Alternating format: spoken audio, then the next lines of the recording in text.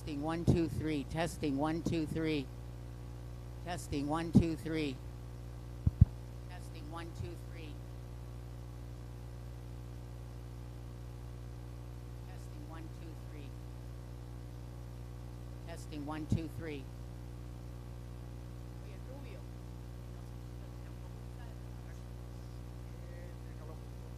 Uno, dos, uno, dos, uno, dos. 1 2 3 4. Okay, we'll be starting in about 5 minutes. Please make sure your cell phones are on vibrate or off. Thank you very much. And thank you for coming.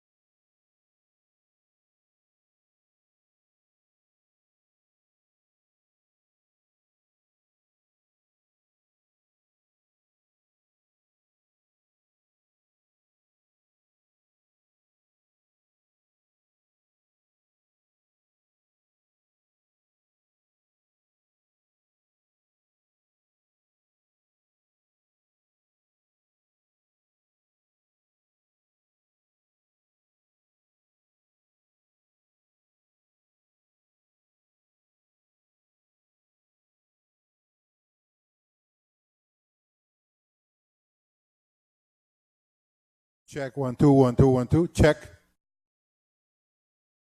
1 2 1 2. Check.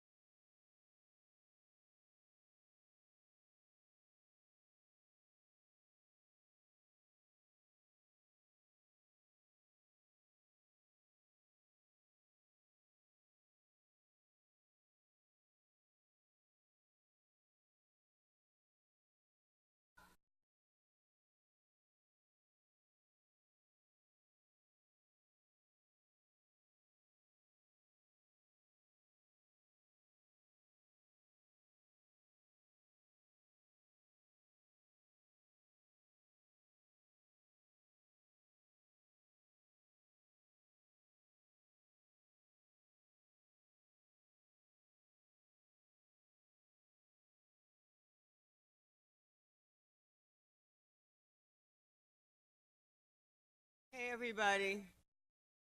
Oh, it's so wonderful to look out and see all these wonderful people, the faces, being with each other, and I really appreciate all of you being here today. Welcome, everyone, to our annual Human Trafficking Forum, Challenging What We Know. Year after year, our excitement and our enthusiasm for this event grows because every year we take stock, we take inventory of the advancements that we've made, and then we outline the next action steps to take to end this modern-day slavery we call human trafficking. What we have accomplished at our office, the State Attorney's Office, as well, along with all of you, every single one of you in this community and those that can't be here today, is nothing short of exemplary. I will tell you that we have become nationally recognized model as a community. We've had the National District Attorneys Association, the Association of Prosecutors come. The governor of Texas sent an entire contingency here.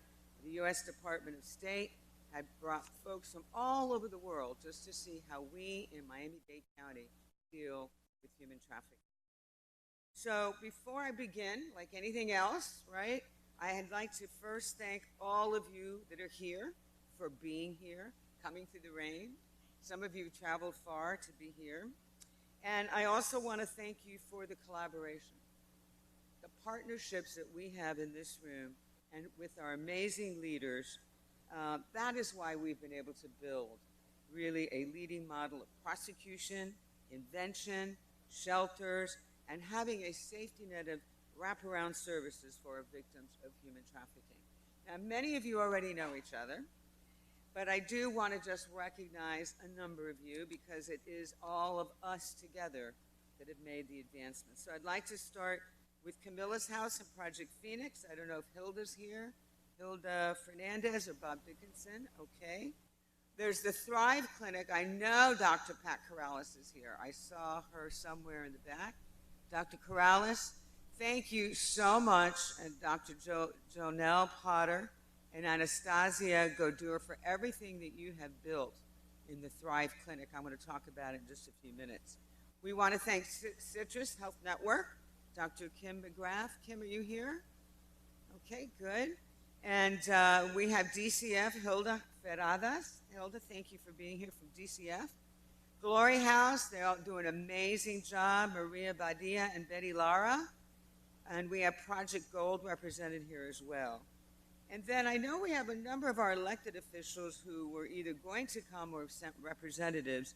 I want to thank U.S. Senator Marco Rubio and his wife, Jeanette, because for years this has been at the forefront of what they deeply care about for this community and for the country, for that matter. And so if their representative is here, I believe he was sending his chief of staff, Vivian Bovo. But anyway, please give our thanks to the senator. We have our very distinguished mayor, Miami Mayor Francis Suarez, who's going to come up in just a few seconds. We also have Rebecca Sosa's office and Sally Heyman's office represented. And it's really worth mentioning them because they're the ones that from the very beginning have really been by our side for the last several years, building what we needed to build and to help us get the Victim Center open. I want to recognize also the mayors of Miami Beach, the mayor of Miami Beach, Dan Gelber, and his city commissioner, Jimmy Morales. They were first ones at the table 7 or 8 years ago to really help us boost forward with what we needed to do.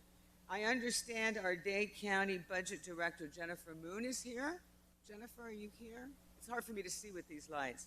I want to thank her because she's the one also that's worked with us for the last 5 years to make sure we got our center up and running. And of course, we couldn't do it without our law enforcement partners, particularly those that work very closely with our Human Trafficking Task Force. I believe Chief Oates here is good. Great. Thank you, Chief, for being here. Thank you for being with us from the beginning. And your folks doing a phenomenal job. Thank you very much. We also have Adelma Noel Pratt is here, I believe, and our mayor, our very distinguished mayor from Miami Gardens, Oliver Gilbert. And I would like everyone to know that Mayor Gilbert, I believe it was last year, passed a resolution in the city, and he and his commission passed a resolution that said that human trafficking was going to be one of their primary missions. And law enforcement officers to our task force. So I'm very grateful to you and to your city for the wonderful partnership that we have, and they're doing a phenomenal job. I also want to recognize George Kalina, City Miami Police Chief. He's not here. He's on a very well-deserved vacation. But his department does an amazing job. I also want to thank Ed Hudak, Coral Gables Police Department. That's also part of the task force. Metro Dade Police Department. Unfortunately, JP, or fortunately for him, I believe he's in Washington, D.C., but he's very well represented here by the Assistant Director, Stephanie Daniels, and Pat. Pat is here somewhere, too. I saw him earlier. Hugo Barrera, are you here, Hugo? From HIDA, we want to thank you for the years of partnership. And then some of the other municipalities, Doral, Sweetwater, Sunny Isles, School Board, Hialeah, Miami Shores, all of you have been part of our task force. And then, of course, there are federal partners. And I want to start with thanking Homeland Security, particularly John Toban, who's in Hawaii right now, but Rebecca Gonzalez-Ramos, if she's here, I can't see very well, and Anthony Salisbury, who couldn't make it, but he's a great partner with us, and we really appreciate them. And then there's the FBI, I believe Scott Rotman and Michael Goodhue, are they here? The DEA, and of course IRS. But then we also have strengthened another partnership. We've always had a great relationship with our U.S. Attorney's Office, but it's gotten even more invigorated and even stronger because our good friend and our colleague, the U.S. Attorney Ariana Fajardo-Orshan, we've made a commitment to this partnership, and I'm just so grateful to her, as is everyone on the team, that we're joining forces, that we're going to be working together, and we're going to push through and make sure these traffickers don't get away with anything in our community. And I want to thank Barbara Martinez, too, for the work that you've been doing for years with us. So, ladies and gentlemen, Ariana, would you like to come and say a few words? If you would, we'd love to have you. Ladies and gentlemen, your U.S. Attorney, Ariana Fajardo-Orshan.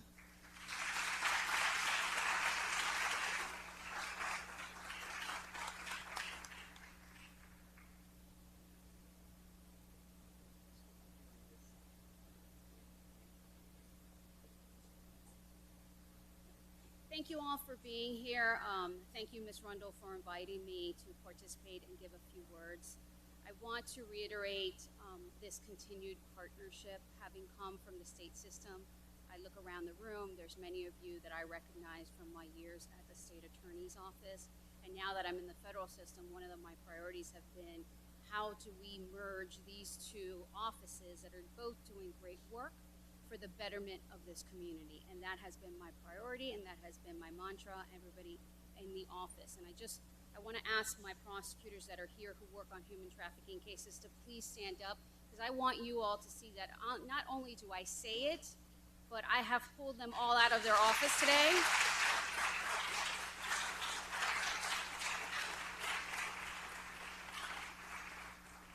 So that they can be here and support all of you. This is not something that we can do in a silo. This is not something we can do in a vacuum. Nobody can handle this. We have big events coming up with the Super Bowl this year, and it is important, it is imperative. I don't know how to impart to you the dedication that I have to this community, that the office has to this community, that the Department of Justice has to this community, and we are going to work with each one of you to make sure that men, women, young adults are safe in our community.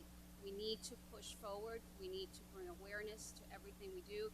So I really thank Ms. Rundle and the state attorney's office for bringing everybody to the table here today, and know that you have all our support and my support for as long as I'm in this position, and anything that we can do to make sure that we protect our citizens. Thank you. So much. Thank you. Good work. Thank you so much for that.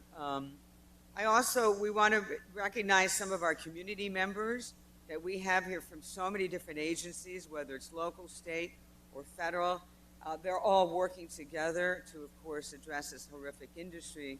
And so I want to start with some of our Policy Institute members. You all know each other. 40 of you are part of our Policy Institute. And I want to start with Kathy Anderson from the Women's Fund. Kathy, I know you're out there. There you are. Thank you so much for what you're doing. I'm going to be mentioning later a little bit about that. We also have our Super Bowl host committee here, Rodney Barreto. The Aventura Marketing Council is Elaine Adler. Did she make it? She's so humble. She never wants to appear in public. We have the National Council of Jewish Women. Hadassah's also here, that we work with them. We have Jewish Community Services. The Coconut Grove Women's Club. You're amazing. I see you up there. Thank you for everything you do. We also have Anthony D'Amato from Toyota of North Miami, who just one day came and said, I want to work with the private sector to be a partner with all of you in this fight that you have. And in fact, he brings with him, I don't want to embarrass you, Anthony. Go like this and I can embarrass you a little bit.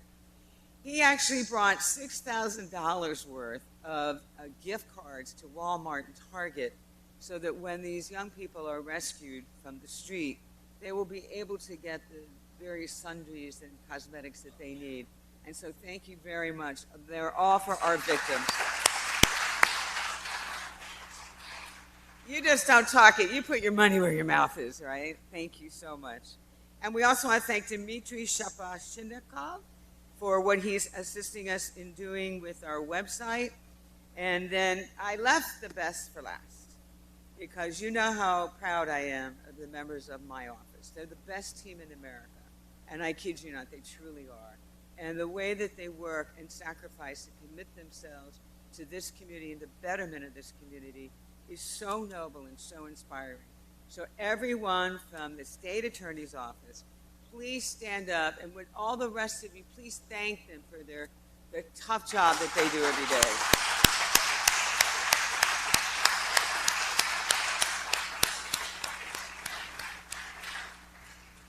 Thank you so much.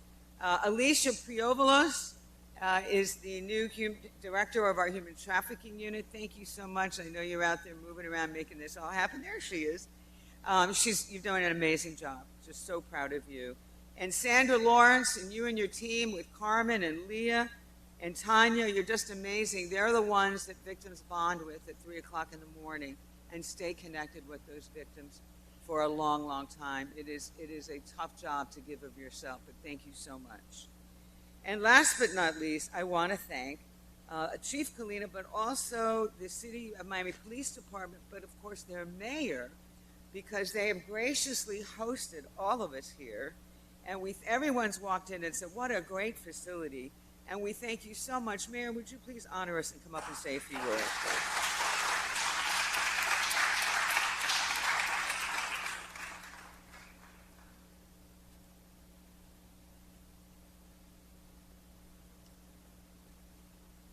It certainly has good acoustics. Madam State Attorney, Madam U.S. Attorney, it really has been an honor and a privilege to collaborate with both of your offices. You help us become safer every single day. It's a very big source of pride that I continue to echo, that without your office's support, my first year as mayor, which was just a year ago, we had a 51-year low in homicides. 51-year low. And that number is not adjusted for population growth. So 51 years ago, we had far less people than we have today, and we still hit that number. This year, and our guys always give me a hard time when I say this because it's kind of a jinx, and we'll knock on wood, we're 30% below that 51-year low. So it's really because of partnerships like the ones that we have, both with our federal partners and our local partners.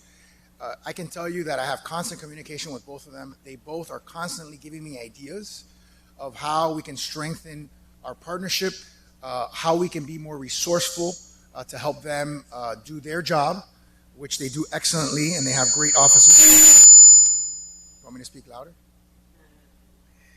But human trafficking is something that our state attorney has been focusing on far before it became a national topic.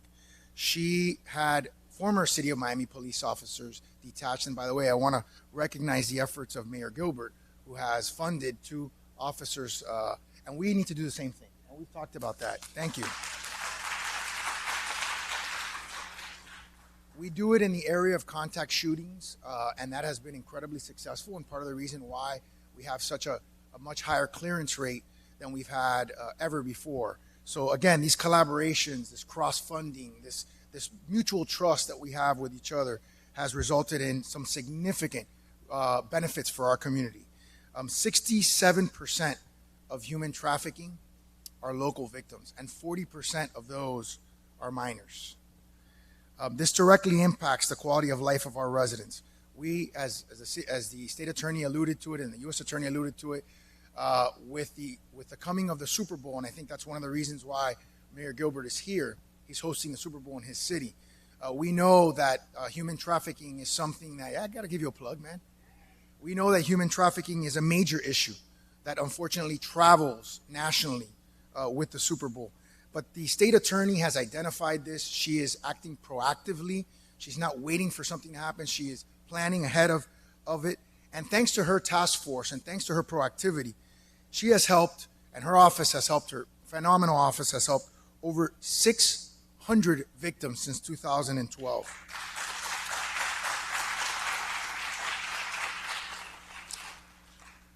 Unfortunately, our state is number 3 in the nation in human trafficking, and certainly when you see big events like the Super Bowl, it makes us all feel tense and anxious about what may happen next year. But I'm confident in our law enforcement partners. I am confident in our ability to collaborate, and I'm confident in the fact that we will provide the resources necessary to protect the most vulnerable in our society. So thank you so much for being here. Welcome to the city of Miami, and you're always welcome in our city.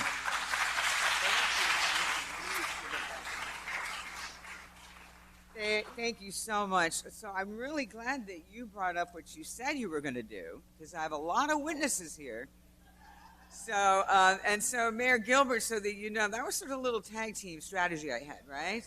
Peer pressure, right? You gave two, he can give two, right? So thank you very much, Mayor Suarez. Truly appreciate that. One other partner we want to mention who couldn't be here today, we hosted this annual conference last year at St. Thomas, and they are a wonderful partner. And as we were getting ready for this forum, the first thing I always say is, how can we help? So you may remember in 2017, St. Thomas University and our office and community and us indirectly were blessed to receive a very generous gift from the late John Brunetti before he passed away, because as he learned about this, he said that he wanted very much for awareness and education to be sent throughout the nation to address this horrible crime that he was learning about. I understand the Brunetti family is here, so thank you very, very much for believing in us and helping us. We truly appreciate it. Okay, so one of the main objectives today in this forum is to challenge ourselves and each other to take stock. Where have we been? What have we done? And what do we need to do next? We want to know, what did we focus on in years past? We want to know how to improve our battle for our victims.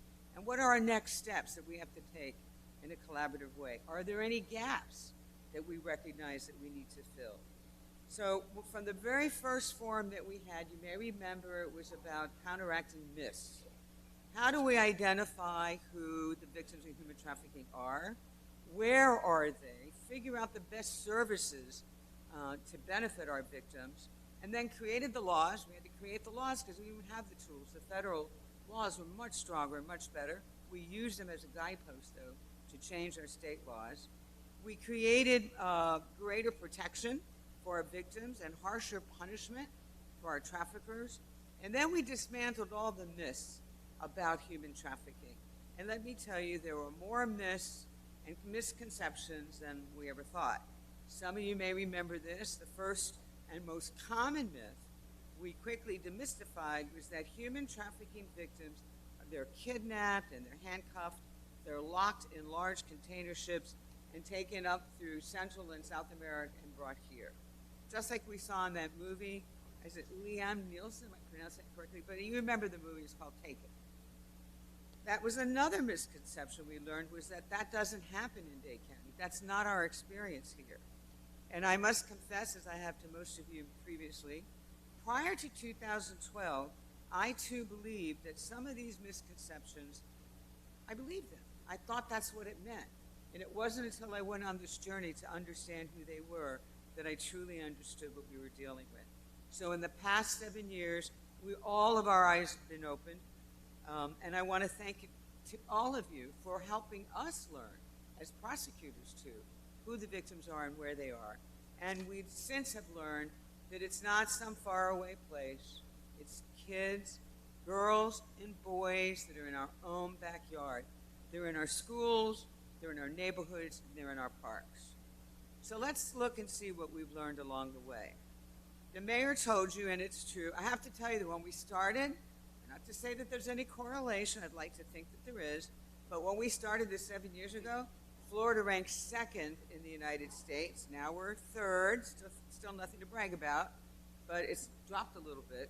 And this includes in the country for the victimization, and that includes labor and sex.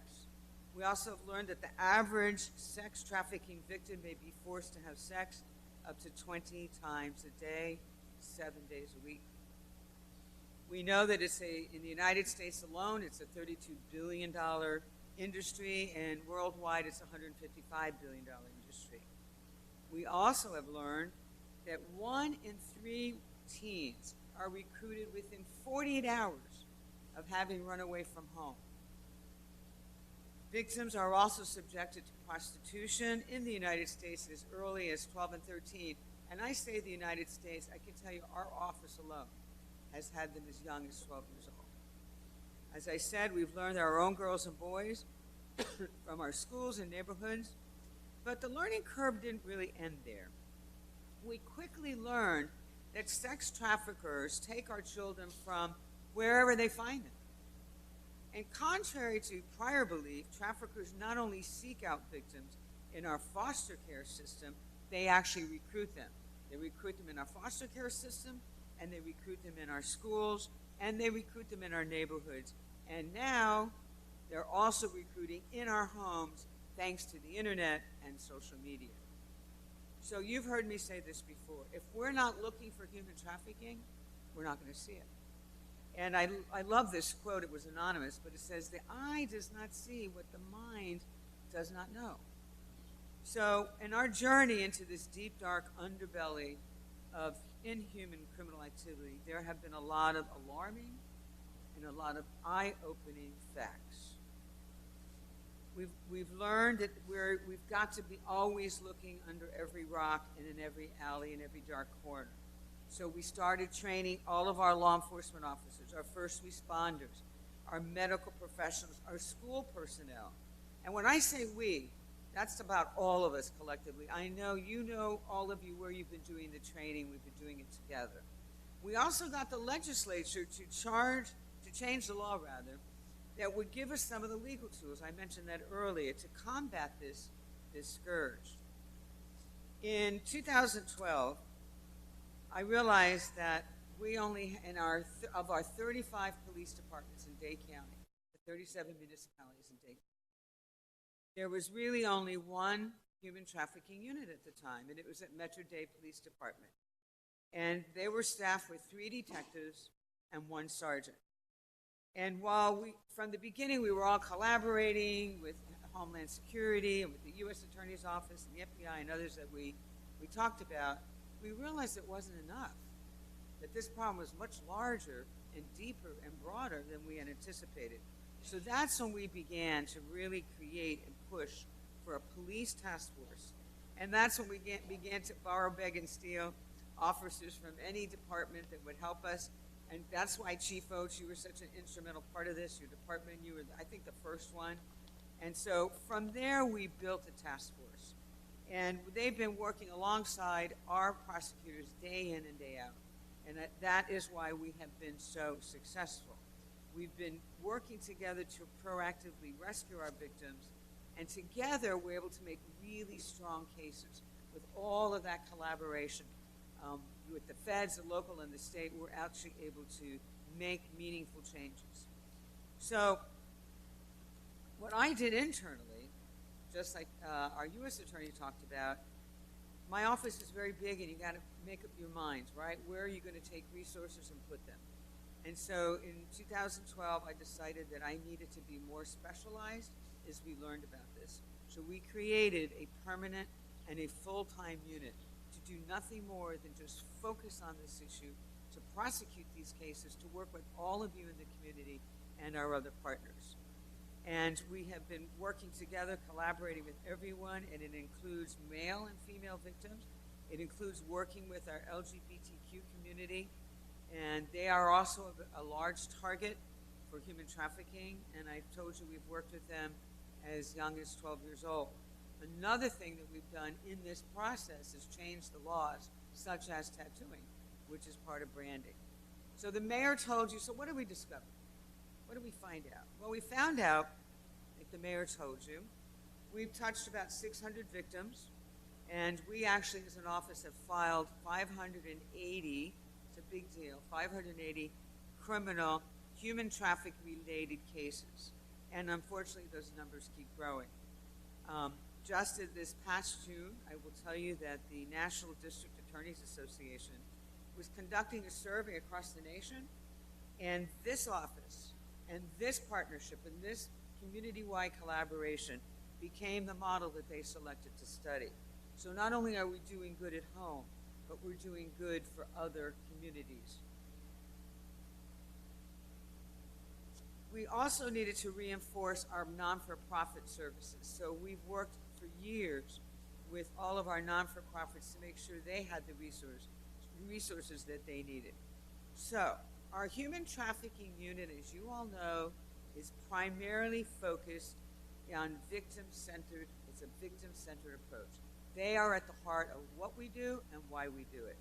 Because over the years, we learned this crime is unlike any other crime. It's not like any other crime, and many of us have seen a variety of different crimes, and this is one that was really a challenge. Part of it is because the trauma and the damage that is done to these victims while they are trafficked is so severe, and that many times it leaves them completely unable or unwilling to prosecute their traffickers, which is something that's really alien to those of us in law enforcement. We're out there helping those victims. We need those victims. We need their testimony. We need them to go and talk about what happened to them and how it happened and who did it. But we know that they really can't. It's not because they don't want to. Generally, it's they don't have the wherewithal to be able to do it because the trauma has been so deep.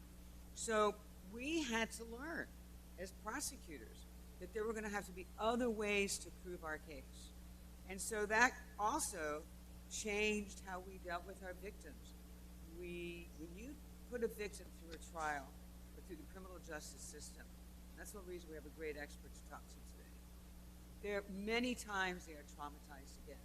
As much as we all try to minimize the trauma, they are victimized sometimes by a very complex system.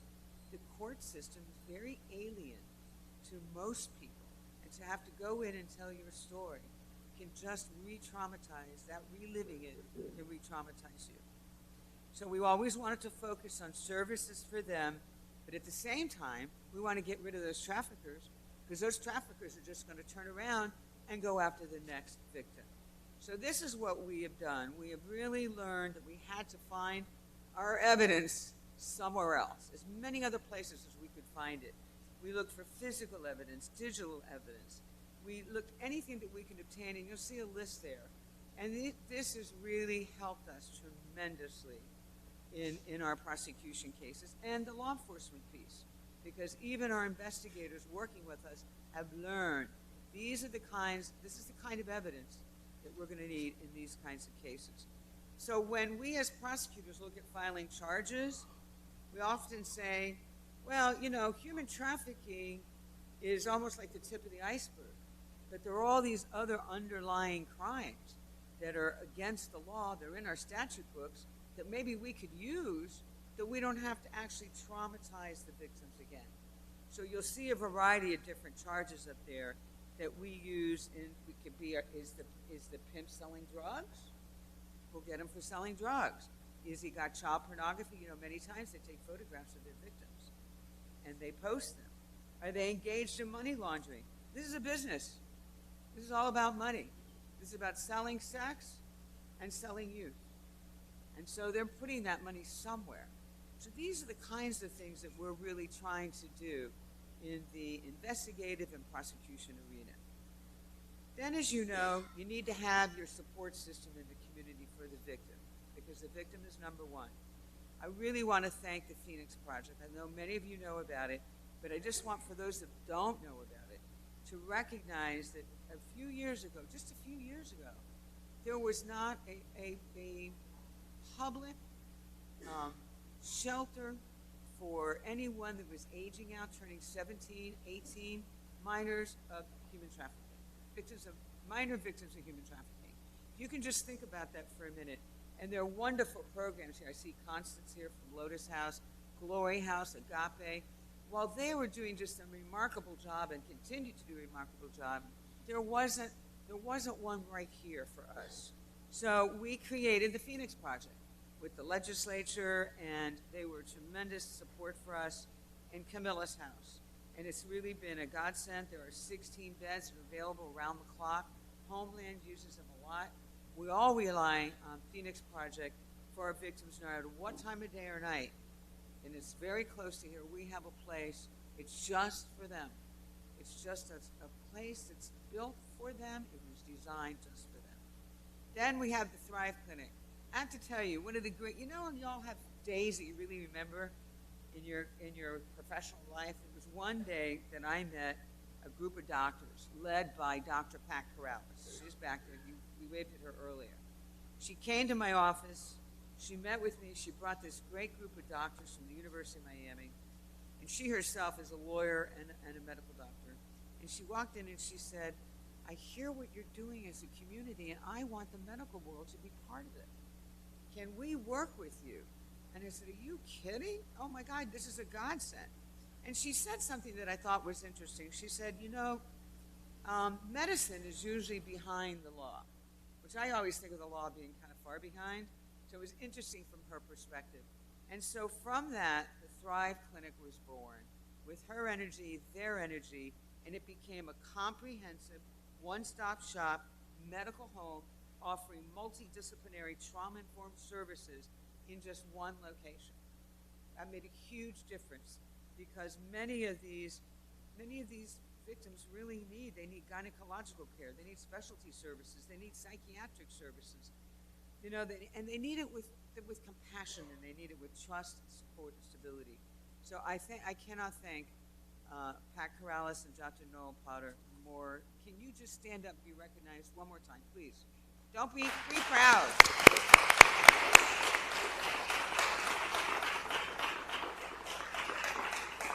A little bragging on them. They do such a phenomenal job that the Harvard School for Women Care actually came to Miami to see how they were doing it, to replicate it back in Boston. So that's just how great they're doing. Okay, so let's talk briefly before we move on to who are these traffickers, right?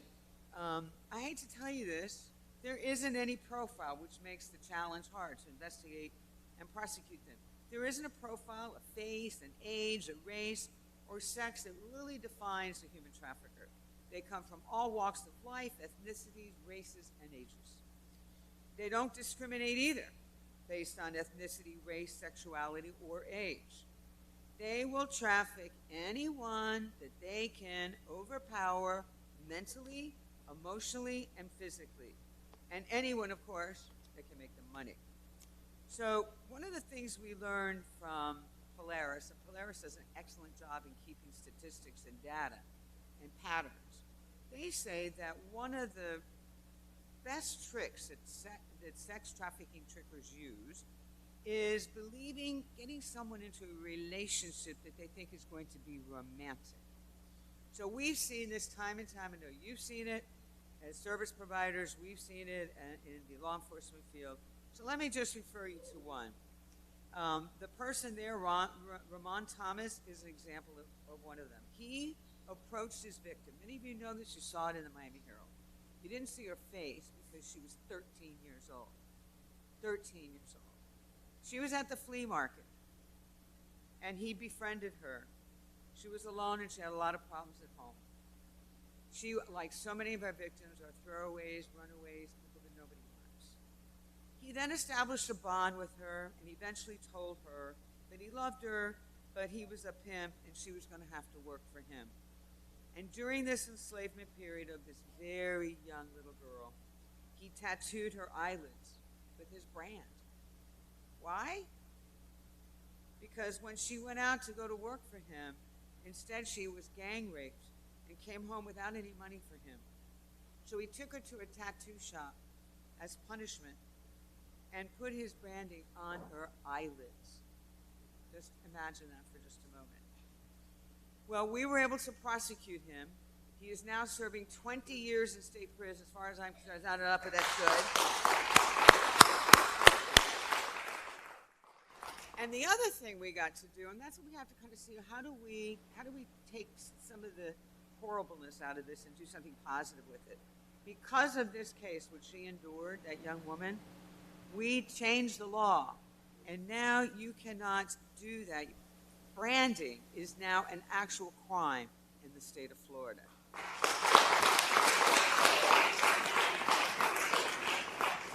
I want you to know that this victim has a long road ahead, but you know what? She's in contact with our office every couple of weeks. She was going to try to come today, but if it won't be today, it'll be another day. She will be standing right here with us, side by side with us. I want to recognize a very special woman. Her name is Amor Sierra. Now, she is the owner of a tattoo company. And she tried to help our victim, but she said, I can't do this one, but I can do a lot of other victims. And so she bought a tattoo shop, and she has made it her mission to take on victims who've been branded by their traffickers and remove those brands. Stand up, Amora.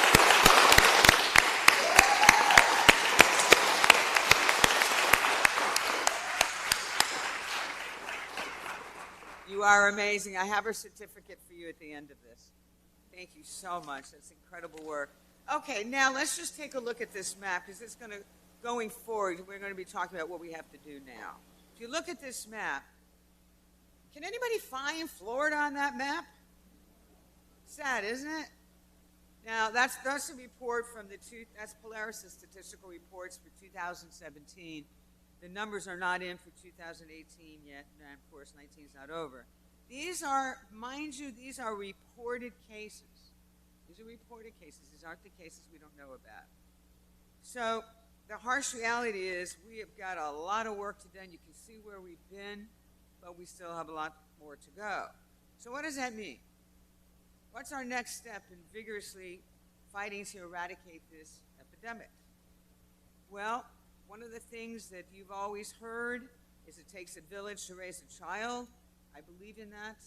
And so together we created our children, a center, a village for our children and our victims of human trafficking. This past January, you haven't been invited to the groundbreaking yet because we're not ready yet. But just a few months ago, we were opened what I believe is the first of its kind human trafficking center for our victims, our law enforcement, and together one is located and can be located. It's not full yet, but we're going to fill it to capacity with everyone that cares about fighting this. And we will have prosecutors and law enforcement and victim services, everyone, sharing information, a place where a victim can go and find solitude. And it's not far from here, and I'm very happy. And I want to thank Jennifer Moon, I think she's here, for helping us do that. So, 2020, we've got a big event coming. I heard the mayor talking about it, and it's in Mayor Gilbert's city. We got to get ready for that. We have to send a really strong message of who we are as a community.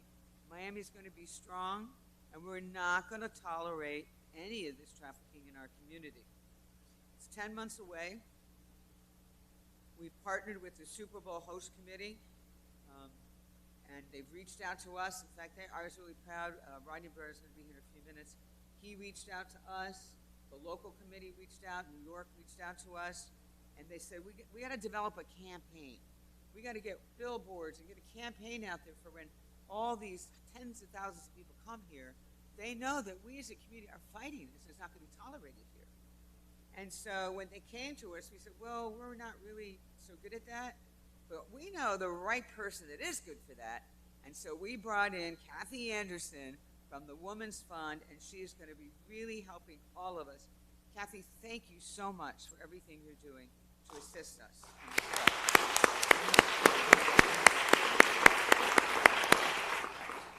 We are presently working with them and developing an awareness campaign. In fact, last week, I think it was, she and I were on the phone doing a telephone conference with New York City and trying to talk about how important this community is. So we were very lucky to have Ray Martinez. I think some of you in law enforcement may remember Ray. He was right here, deputy chief of the city of Miami. He is now in charge of all the security. So we're going to be working with him, law enforcement. We're all going to be working together to make sure we tackle these traffickers that are come to our town.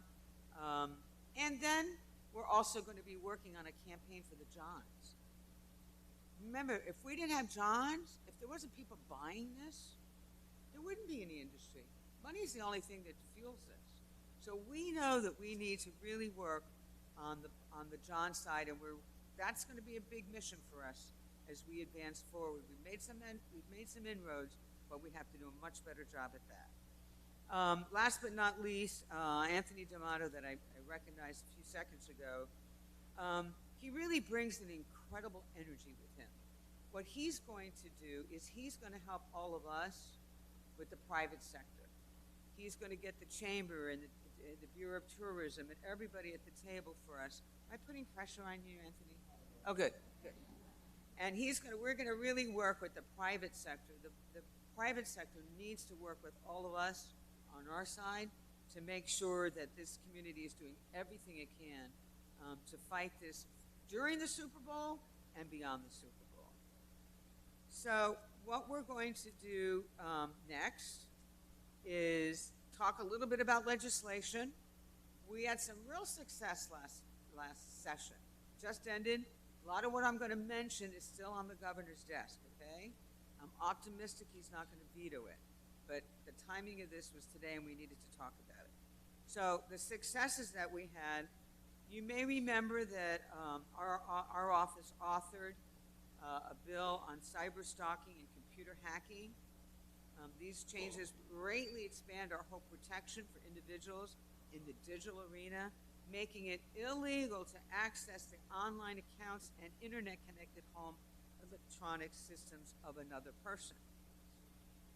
We were looking at such activities more recently, and we found that it was harassing a lot of victims that were being harassed online. There's online stalking, particularly in domestic violence cases. And now we're very thankful to have stronger laws to address it. And like everything else, it takes courage, sometimes of just one person, to come forward and put a face to change the law that will go on to help others. And we have someone like that in the audience today. Don't cry, Grace. Stand up and be recognized. I know she's crying, but stand up, Grace, please. Thank you.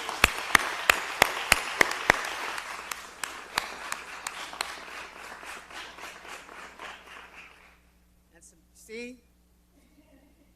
So I'm also pleased to report that a former ASA, got to brag a little bit, Emily Bruno, who's now working in Tallahassee, consulted with our office and helped our House of Representatives and our senators. This becomes very important, especially for what we're going into next year, to successfully pass legislation that mandates educating employees of hotels, massage parlors, and adult theaters on how to spot human trafficking. That's a very important piece. And it also amended the definition of adult theaters so that our strip clubs are now included and can't try to escape this kind of requirement. So the last thing that we got for the strip clubs, because we're on them all over like locusts as law enforcement, we can now get them to keep records of all of the verification of the dancers. So in other words, they can't say, oh, I didn't know how old she was. No. You have to affirmatively keep records of the age and the identification of your dancers in your strip clubs. Going forward, one of the things I still want your help on, we haven't been successful at yet, we're going to keep our advocacy strong, deals with the elimination of depositions of victims, especially those who have been sexually exploited. Depositions are themselves trauma-inducing. Only 5 other states in the United States actually support depositions. They don't exist in the federal system. So it must be all right for the defendant's due process. Florida still needs to come out of the dark ages and follow the neuroscience, which is one of the things that's going to lead me now into our guest speaker today. Just think about that. Florida is only one of 11 states that also outright prohibits prostitution of minors. Can you imagine that? Florida is one of them, but there are only 11 in the United States that prohibit the prosecution of young people with, charges of prostitution by a minor. So we have a lot of work to do outside of our communities to spread the word around the country. I also, in that same report that was done by Shared Hope International, is a wonderful agency, they talked about the various human trafficking laws that exist in the United States. It was very eye-opening, and I have to say, for some reason, or maybe all the reasons we've discussed and many more, they actually focused on Florida and said that we were a good state in terms of our laws. Last but not least, labor trafficking. We really need to do a lot more. The U.S. Attorney's Office and our office have talked about that. We know that based on our work with sex trafficking victims, labor trafficking will only surface as we get better at understanding it, just like we did with sexual exploitation. We have to do better in understanding and being aware and educate ourselves on labor trafficking. Polaris tells us that the common types of labor trafficking include people forced in homes as domestic servants, farm workers that are coerced through violence as they harvest crops, or factory workers held in inhumane conditions. We also know that labor trafficking has also been reported in door-to-door sales with crews and restaurants, construction workers, carnivals, and even health and beauty services. So that's sort of the challenges that we have going forward. As we continue also to educate ourselves, we learn so much about neuroscience. So we have to look to the science that will gauge us on how we move forward. I think almost all of you know that neuroscience is telling us how deep and broad the trauma can be on these victims. And so we have with us today, and I'm so happy, he came from New York, not that his accent wasn't going to give it away, but I would like to introduce our guest speaker today, who's going to talk precisely about this, because all of us have to learn the best practices for interviewing these victims. What does the science tell us? And what does the practice tell us that we need to integrate into each of our own professions? So, retired New York PD Deputy Chief Michael Osgood is a 35-year veteran of the NYPD. He retired from the NYPD in December of 2018. He served as the commanding officer of the Special Victims Division for over 8 years, which included hate crimes task force, which we also have. And prior to that, he served directly for 8 years as the commanding officer of that task force. In his assignment with the Special Victims Division, Deputy Chief Osgood led all adult sexual assault investigations, child physical abuse investigations, child sexual abuse investigations, transit sexual assault investigations, registered sex offenders investigations, and sexual assault cold cases investigations in the city of New York. The Special Victims Division is comprised of 20 separate Special Victims operational units that are placed throughout New York City. During his 16 years as the Detective Bureau, Deputy Chief Osgood led over 100,000 investigations and led over 500 detectives. Hey, could you have lent us a couple, by the way? Anyway, as a Special Victims Division commanding officer, he implemented a survivor center model, and it had his detectives trained in forensic experiential trauma interview system. It was created by Russell Strand. You all know we had to cancel yesterday's training because Russell Strand couldn't make it. He had a last-minute emergency, but we hope to bring him back. So, ladies and gentlemen, would you please join us in welcoming the Deputy Chief Michael Osgood. Let's show him a good Miami welcome. Thank you. Thank you so much. Hey, everybody. I'm Michael Osgood. I'm a recently retired Deputy Chief NYPD. I'm looking for the clicker. Here it is.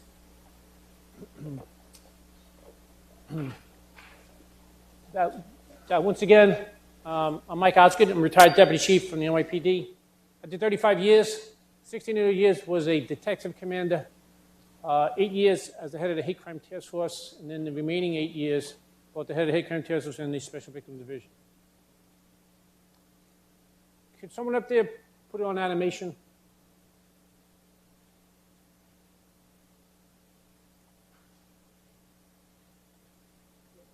So this afternoon, thank you for inviting me. It's an honor to be here. I'd like to thank the state attorney and the office for inviting me. For today, I'm going to speak about trauma-informed questioning. Questioning a person whose brain has been informed by trauma. When I first heard that phrase, trauma-informed, it's kind of a strange term, but it's a term used by neuroscientists, but it basically means questioning a brain that's been informed by a trauma. The technique that all 310 members of the Special Victim Division, plus the NYPD homicide squads, plus the NYPD human trafficking squad, plus the NYPD vice operations are trained in is forensic experiential trauma interview technique. A conversation with the primitive area of the brain.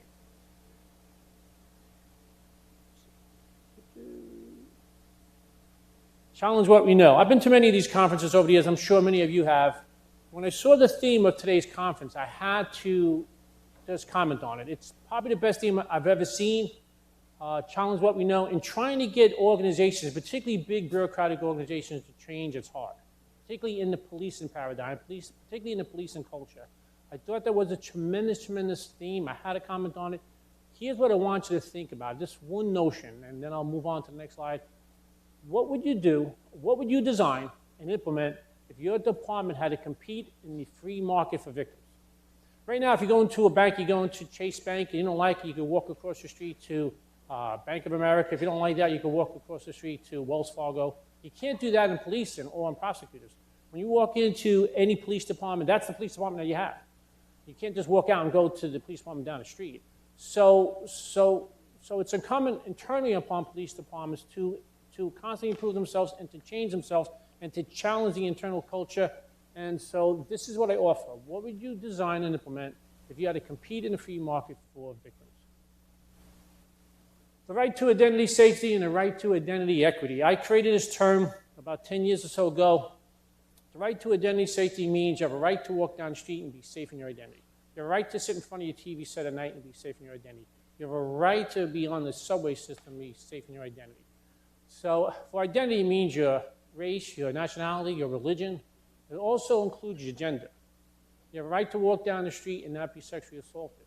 You have a right to be out there in the schoolyard and not be abducted and be placed into some human trafficking operation. The right to identity equity. That the right to identity equity means that you have a right to maintain your equality in your life. A woman walking home from the subway, 2 o'clock in the morning, coming home from work, a male comes out of the bushes, grabs her, drags her into a driveway, physically assaults her, breaks both her eye sockets, breaks her jaws, and then penetrates her vaginally and rapes her. That person, that victim, that woman's quality in life has been damaged. She'll never be the same. So I argue you have a right to identity equity. And it's our job to go and deliver that right. If you're a victim of a human trafficking operation, your right to equity, your right to equality in life has been greatly damaged. This is some of my background. Established experiential knowledge. I've investigated somewhere over 100,000. I've been in charge of over 100,000 special victims investigations. So somewhere around 500 detectives over the last 8 years. I've had the distinction of solving every homicide I've ever caught. They're all strangers. I have the distinction of solving every gang assault I've ever caught, all strangers. I've investigated hundreds of New York City's most complicated cases, and I've investigated hundreds of New York City's most high-priority cases. What I'm most proud of is what I put in blue there. I've delivered the identity safety and identity equity to tens of thousands of victims. Here's an organizational chart of the NYPD Special Victims Division. It comprises about 20 operational units. There are adult squads that we call special victim squads. There are child squads that we call child abuse squads. The boxes in blue is the ones those are the operational units that I've been able to go and petition the bureaucracy and to go and get implemented. I've implemented a Bronx child abuse squad, a transit special victim squad that just operates for sex offenders down in the subway system. There's 6 million people ride the subways a day. We get 2,000 cases reported to us each year. A complex case squad. They started as a DNA cold case squad, but they've evolved. This is a squad that handles long-term complex sexual assault cases that takes 6, 7, 8 detectives 4, 5, 6 months to go and solve.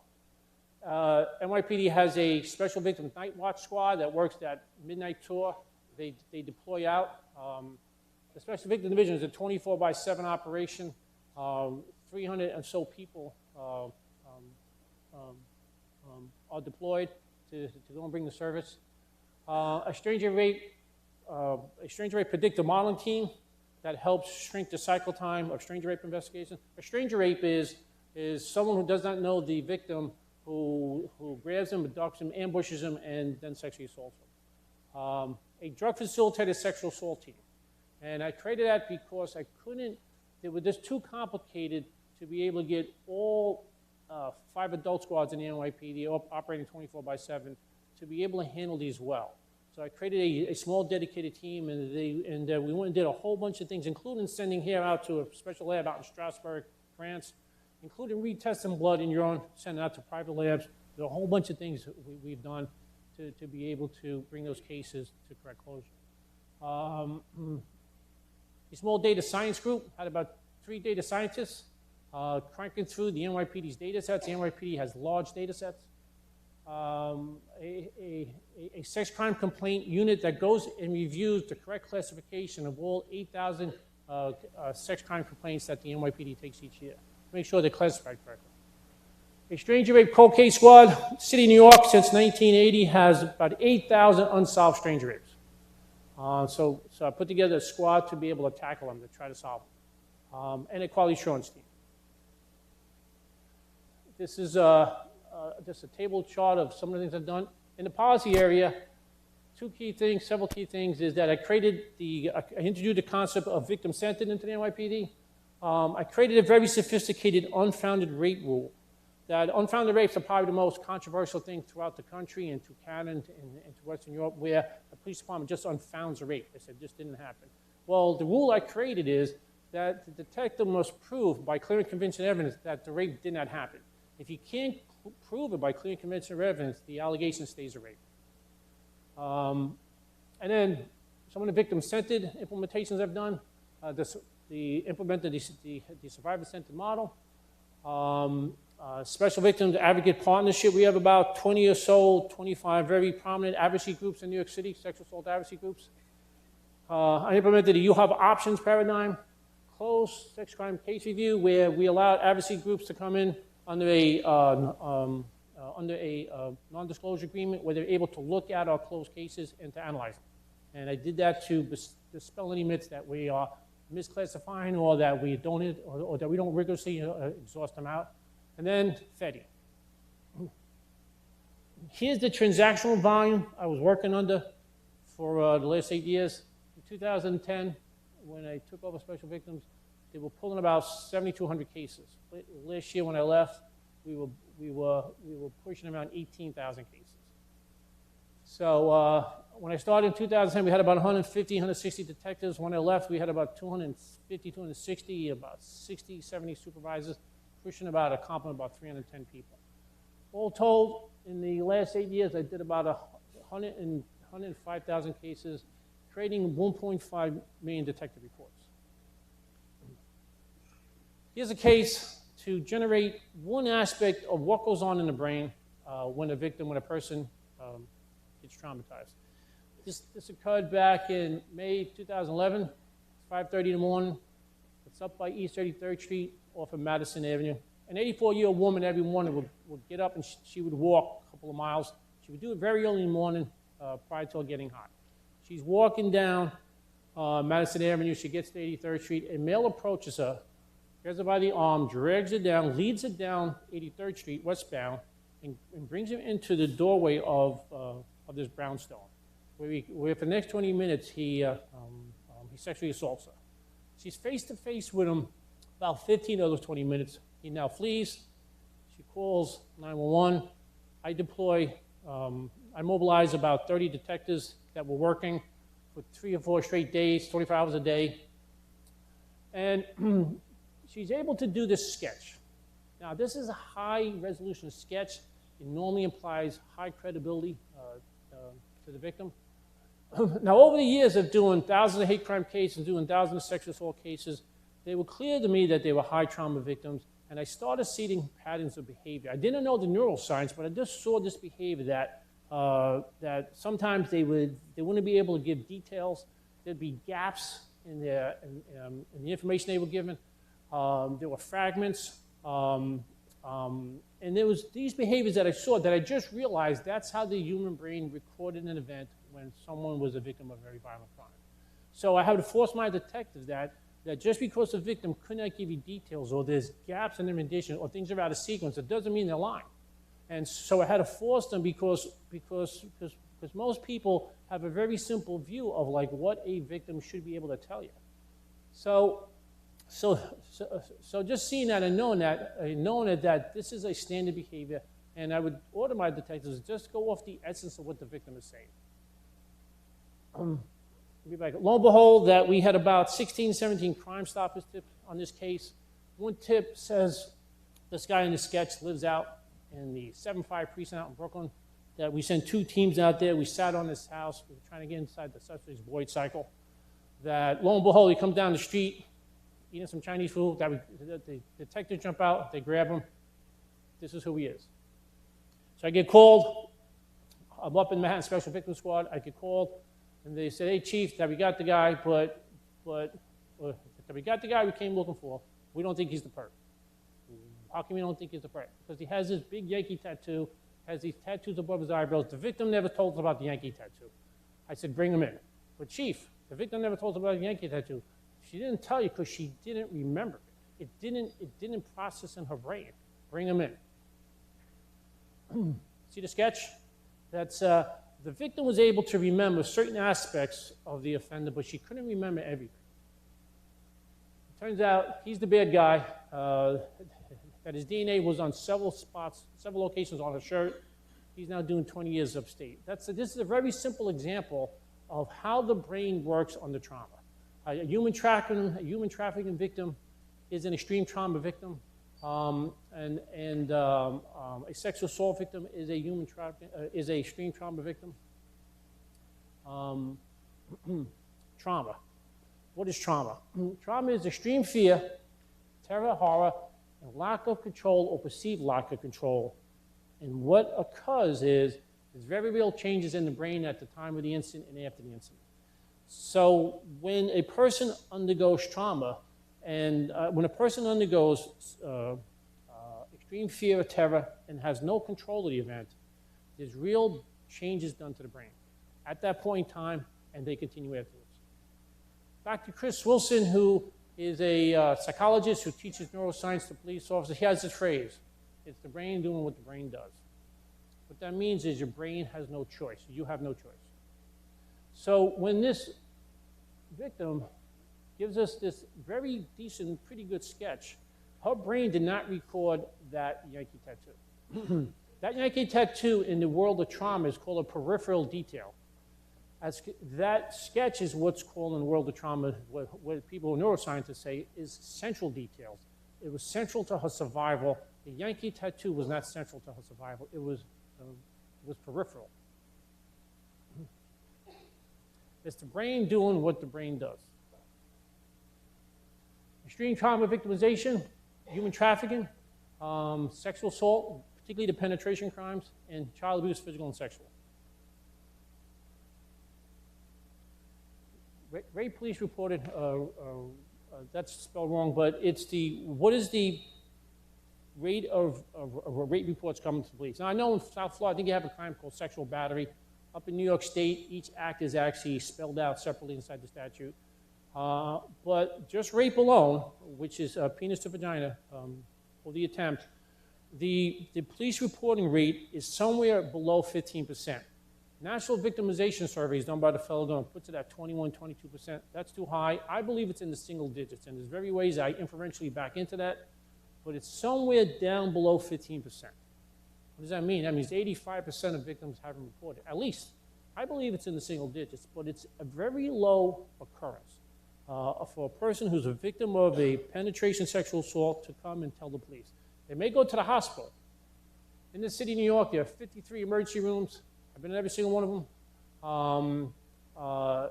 In my relationship with them, they report to me that people who come into the hospital, to the emergency room, and report sexual assault, only about 30 winds up calling the police.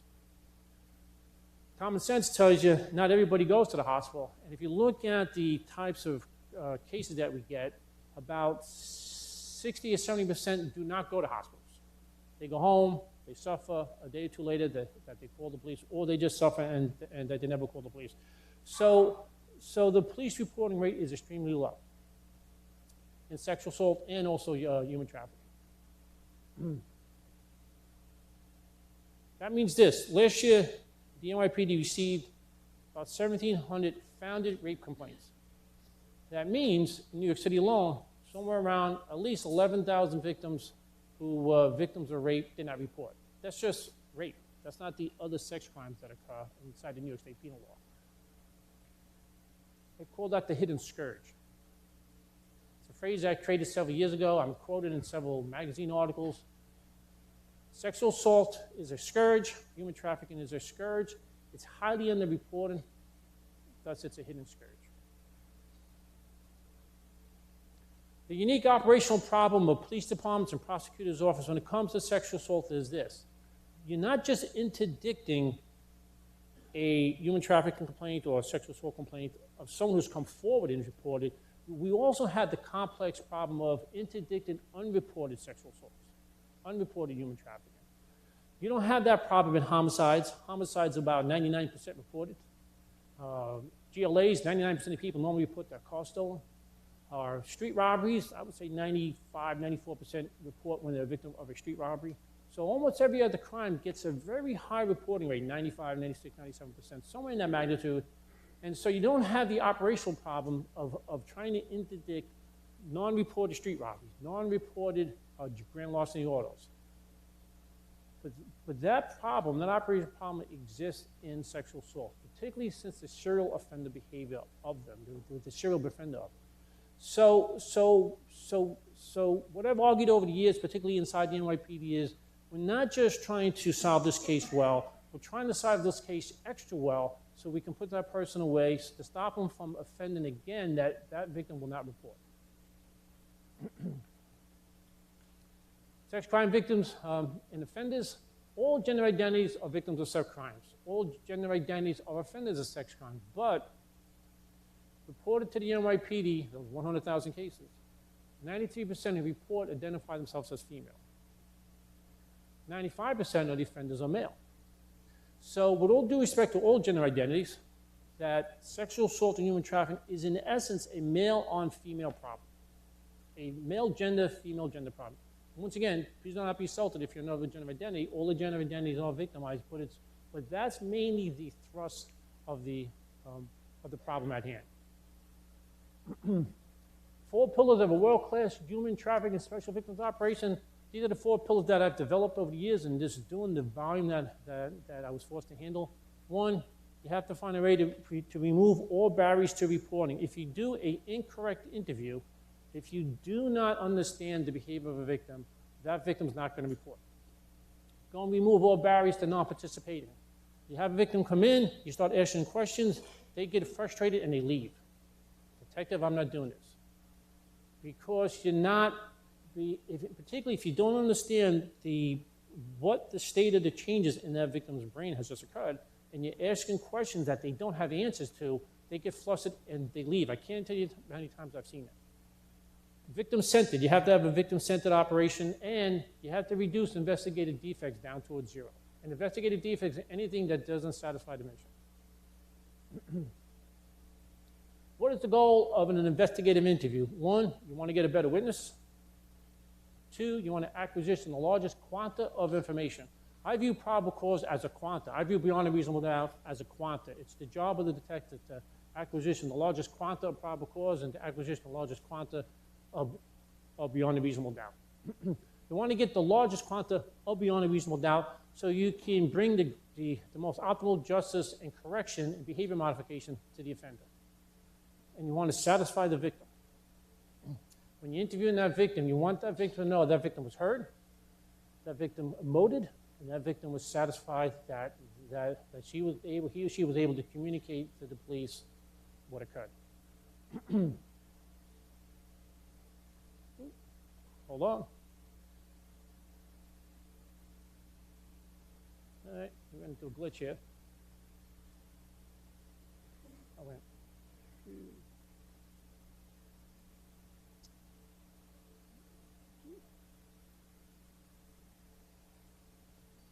So let me continue. So I think it's something with the clicker. So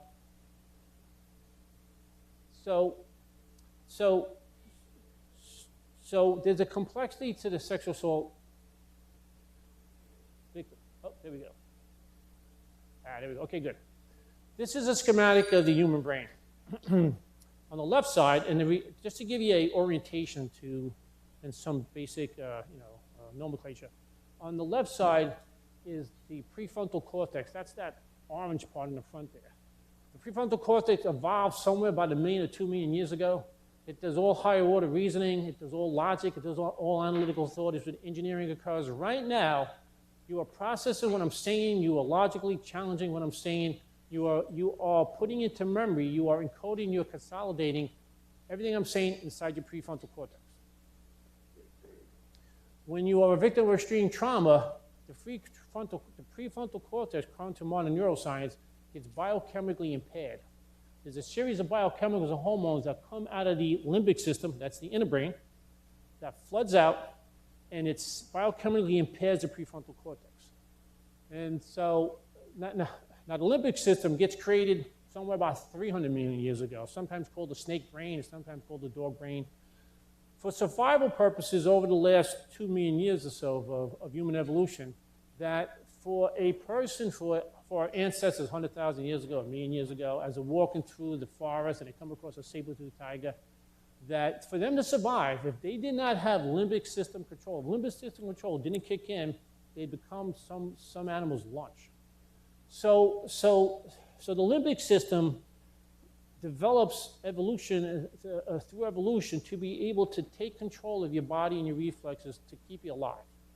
And so what happens in extreme trauma is there's a surge of biochemicals and hormones, about 40 of them, come out of the limbic system, come out of those glands and organs in the brain. They biochemically impair the prefrontal cortex. It impairs it to some level of degree, 40%, 60%, 80%, 90%. Everyone's different. And so what occurs is the high order thinking, high order memory gets severed. And so from that point on, all memory encoding and human body functioning gets controlled by the limbic system. So once again, right now, everything I'm saying, you're storing up in the prefrontal cortex. But if someone came through that door, 2 people came through the door shooting AR-15s, all of a sudden your prefrontal cortex are going to be impaired, and now your limbic system will be taken over. Memory encoding does occur inside the limbic system, but it's primitive, and thus it's experiential. It's not time-stamped. And so what you'll see when you interview an extreme trauma victim is they sometimes can't give you sequence. They sometimes can't give you time. Back in May of 2011, a maid enters the hotel room of one Dominique Strauss-Kahn. She goes in there. He just comes out of the shower. There's some interaction goes on. He grabs her. He leads her down this long hallway, physically grabs her, physically forces her, causes bruises on the neck, forces her to the ground, and he assaults her. I get dispatched from home. We go in. The victim's in the hospital. We interview her, and she has gaps. She has fragments. And I know this is normal. Now, I have no knowledge of neuroscience yet. I have no knowledge of FETI, but I know this is normal. I've done thousands of these. So I say, let's see if she can come back to the hotel with us to see if we get a better rendition, to do what's called a cognitive reenactment. So we speak to her, she agrees to it, we sneak her in the back door, they stop at the hotel, we go up to the 21st floor, we bring her back to the hotel room, and we're able to get additional information doing that walkthrough. But she gives us a fragmented variation of what room she was in that day. Later on, that we subpoena, the DA's office subpoenas the key card access that she had, and the key card access does not marry up with what she tells us. And so I'm in a debate with the prosecutors in New York City saying, that's normal. Yeah, but she lied, but it's normal. She's not going to remember everything. She's not going to remember the sequence of the key card access because trauma will affect you at that time and will alter the brain from that time on. And so because her limbic system took over at some point, and after the assault, she actually leaves the room. She goes down to another room. She leaves that room. She goes into the supply closet that was key carded. She couldn't remember that sequence. It was out of sequence. She couldn't remember the sequence and the number of rooms she entered. She actually fled and she actually hid for a while. That's normal. And I knew that was normal just from doing so many of these, but I couldn't explain the neuroscience because I didn't know it at the time. How FETI was selected in the NYPD. Back in 1995, 1996, I was in charge of a large-scale software project of a very complicated project, and we hired a usability engineer, cognitive psychologist, to help build the human-machine interface, to help build the screens. During that time, I was able to learn about cognitive psychology. I was able to learn about how the limitations of memory and how people think. Likewise, later on in 2000, I'm a captain and the executive officer in charge of PSA 3, which is a housing precinct in the NYPD. And civilian complaints in New York City were skyrocketing. So the police commissioner at the time, I think it was Howard Safer, ordered precincts to get civilian complaints down. And they put that job, they put that role to the executive officers inside the precincts. So what I did was I taught the 200 or so cops that I had in PSA 3 emotional intelligence, and I taught them something called the 6-second surge. And I learned at the time that under great stress or under great anger, that the limbic system sends a flow of biochemicals through your brain, impairs the prefrontal cortex, and that's how you get 17 people shot. That's how you get someone shooting off a 9mm and shooting a whole bunch of people. So a little bit later on, in 2002, I get assigned as the CEO of the Hate Crime Task Force, and I'm doing hundreds of very critical, complex cases and thousands of cases in general, where I'm seeing this behavior from victims. I'm seeing gaps in the story. I'm seeing things out of sequence. I'm seeing things time and time again. But I realize it's normal, and I direct my detectives, take the essence of what they say. In 2010, I'm assigned to be in charge of the Special Victim Division, where I'm doing thousands of high trauma cases. I did about 1,000 stranger rapes over the years. And we created a Special Victim Cold Case Squad where we're interviewing victims of events that are 5 years old, 10 years old, 20 years old, and I'm seeing this time and time again. In December 2015, I get handed a copy of Russell Strand's white paper on Fetty. I finished, it's about 6 or 7 pages long. I get down to the first paragraph. I go, this is what I've been seeing for the last 16 years. This guy's correct. And we were able to convince Commissioner Bratton, could we send 2 people out and take the Fetty training to see if it will work? I go out with a sergeant. We go out to Seattle. We sit through the training. I say, this will work. I believe I could teach this to my detectives. We come back. We allocate $1 million or so, all coming from Commissioner Bratton. And we train the entire Special Victim Division of 300 people. We train homicide squads. We train the human trafficking squad. And some of my, during the training, it was done like this. The training's about 7 days long. During the training, some of my worst detective interviewers, they're like really good detectives, but they don't interview victims too well. They'll come up to me and say, Chief, I want to say I've been doing this all wrong for the last 10 years. Chief, this makes sense. What we're hearing about neuroscience, what we're hearing about victims who are in trauma, all makes sense. So over the years, this is the victim behaviors I've been seeing. Now, it comes in various distributions. It comes to relatively minor all the way to extreme. So inconsistent information, out of sequence facts, fragmented narrative, gaps in the narrative, and this is the most pointed that I've seen. It's frustrated with cognitive questioning, frustrated with prefrontal cortex questioning. And the victim winds up going non-participative, never mind, I don't want to do this. So the detective is asking the victim, what color jacket did the offender have? What color was the car that the rapist put you onto the hood of? And they would say, I don't know, and they just, never mind, and they storm out. And the other thing is, those prefrontal cortex cognitive questions would also get this behavior. You know what? It didn't happen. And what was occurring that we didn't know, what was occurring was the victim was getting frustrated because she was trying to retrieve memory from the prefrontal cortex and it wasn't there because it got biochemically impaired. In the police world, I'm sure some of you have done police-involved shootings where a police officer winds up getting into a gun battle with a bad guy and he shoots some number of rounds. He shoots 10 rounds, he shoots 15 rounds, and you ask him, how many rounds did you shoot? 1. How many rounds did you shoot? 2. And what's happening there? You have the police officer who's now in a gun battle, becomes under extreme trauma. His prefrontal cortex has been biochemically severed, and his prefrontal cortex probably operated in the first second or so, so his prefrontal cortex goes and remember 1 shot. The remaining 16 shots are recorded inside his limbic system. And so you can see how trauma behaves. You can see the proof of it time and time again. So what happened is we would have a case. I would call out to the squad, speak to the detective. I said, how'd you make up with the victim today? Boss, she left. What do you mean she left? Well, I started asking the questions. Can you tell us, the color of the jacket? Or you could tell us, did you come out of the subway? Did you make a left or did you make a right? She got frustrated and says, you know what? Never mind. I'm going home. You know what? It didn't happen, detective. And I saw this time and time again. At first, I would say, what'd you say to her? I didn't say anything to her. I just asked her these factual questions. Just the facts, ma'am. Well, that victim was trying to process those questions out of her prefrontal cortex, and there was very little there. And that victim would get frustrated and say, you know what, you must think I'm lying. And you get this, I'm sure you think I'm lying, and that they storm out. Russell Strand, he was developer of FETI. Here's Russell Strand's background. 40 years as the Army investigator, CID, doing sex crime and child cases. He's trained in child forensic interviewing method. All NYPD child detectives are trained in child forensic interviewing. He gets dispatched to the Fort Hood mass shooting in 2009. He gets sent with a team of Army CID people to interview the victims and the witnesses.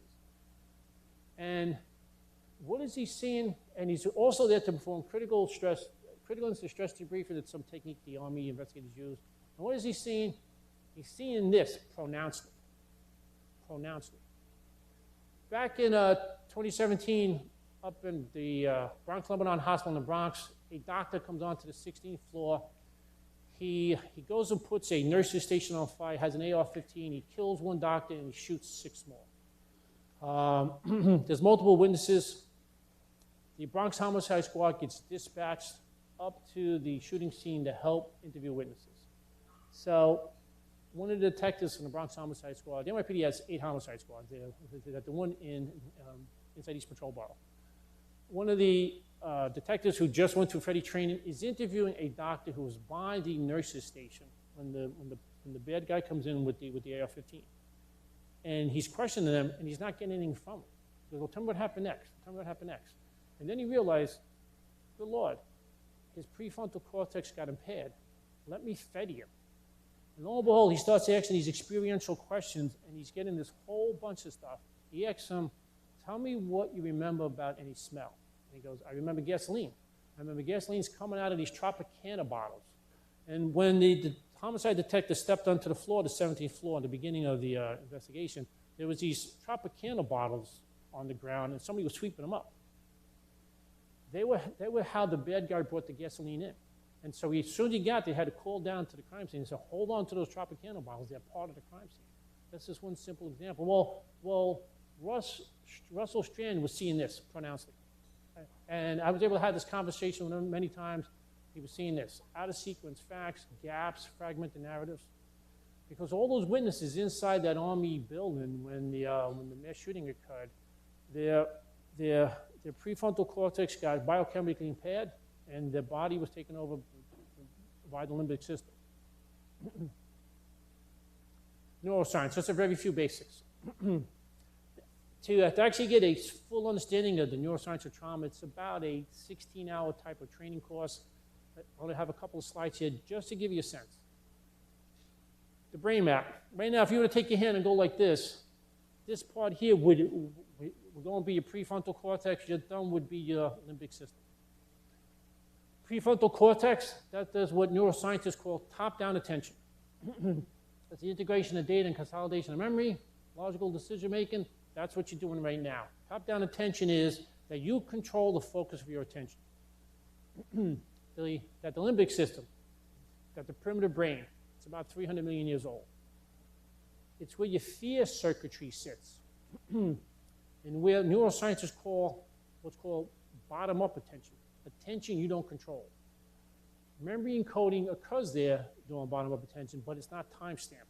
That's why the sequence, that's why some memory will be out of sequence. That's why the maid who entered the hotel room with Dahmer Strauss-Kahn couldn't tell us the sequence of what she did afterwards. She left the hotel room and she went to various key card access doors. She couldn't give us the correct sequence. When we subpoenaed it, that we got the correct sequence, but her credibility, that kind of question.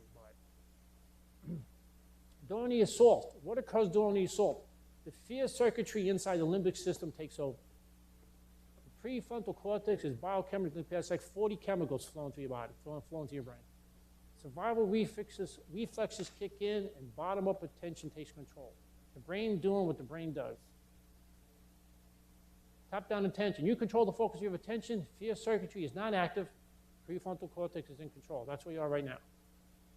You become a victim of extreme trauma. Bottom-up attention is in control. You don't control your focus. Fear circuitry is active. The limbic system is in control. Automatic focus is on survival and coping. That 84-year-old woman who was dragged down 83rd Street and brought into that doorway,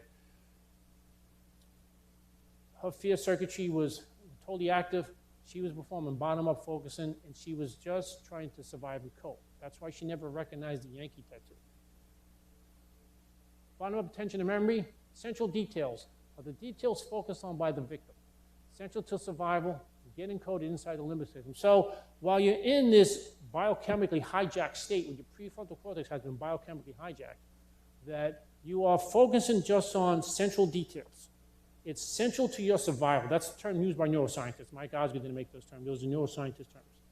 You are focusing on the central details. Central. What are the details central to your survival?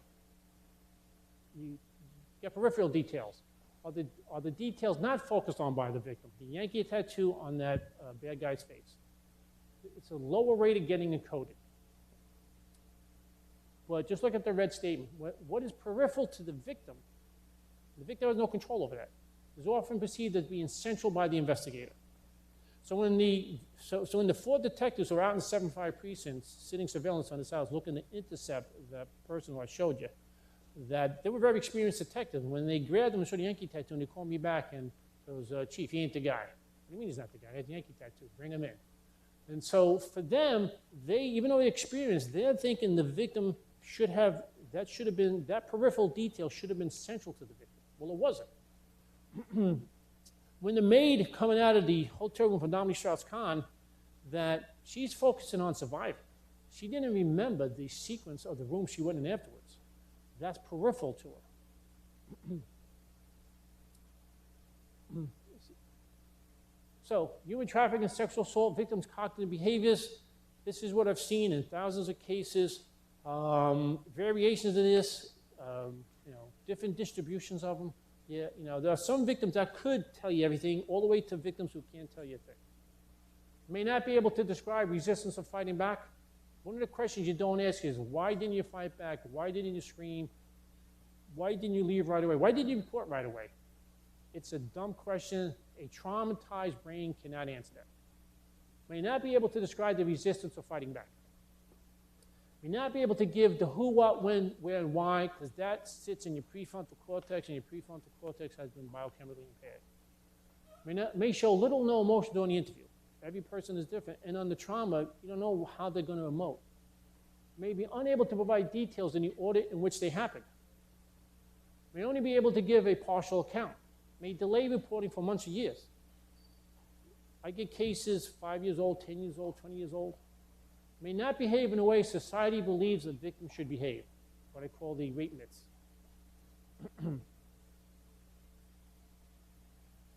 Here are the key aspects of a trauma-informed interview. You acknowledge the victim's trauma and pain. That's the first thing you do. Once again, this is at the high level. A full FEDI development course takes about 6 days. There's 3 days of lecture, and there's 3 days of actual practice exercise. The first thing you say or communicate to the victim is, what are you able to tell me about your experience? That's a key question. What are you able to? And you are communicating to the victim, I don't expect you to tell me everything. And we're saying about your experience. We're not saying, give me the facts. We're saying, what are your experience? We're not saying what happened. That's like a cop thing. Hey, what happened? What happened implies give me the facts. We're not saying give me the facts. We're saying give me your experience. Tell me more about, or help me understand. What were you feeling? That's an experience. What was your thought process during this experience? What are you able to remember about the 6 seconds? What are you able to remember about smell? That person who the homicide detective was interviewing in the Bronx, Lebanon hospital mass shooting up in the Bronx, when he asked him about smell, it retrieved an encoded sense inside his limbic system where he said, I smell gasoline. And then he kept talking. The the gasoline came out of these Tropicana containers, and the doctor threw those Tropicana containers on the ground. He wasn't getting that if you just asked him basic factual prefrontal cortex questions. What were your reactions to this experience?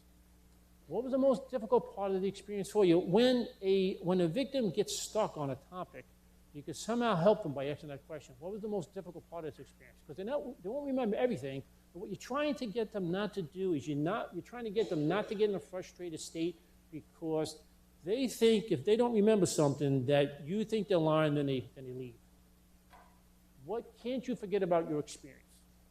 These are questions that are able to pull out information from the inside the limbic system where the experience is encoded in a non-time-stamped manner. And in essence, you actually reframe the questions that you normally would if you're doing a cognitive prefrontal question. How tall was the man? Tell me more about the man. What was the woman wearing? Tell me more about the woman. Why didn't you scream or fight back? That's a stupid question to ask a traumatized victim. For a police officer who's involved in a gun battle, why did you shoot 15 rounds? He doesn't know.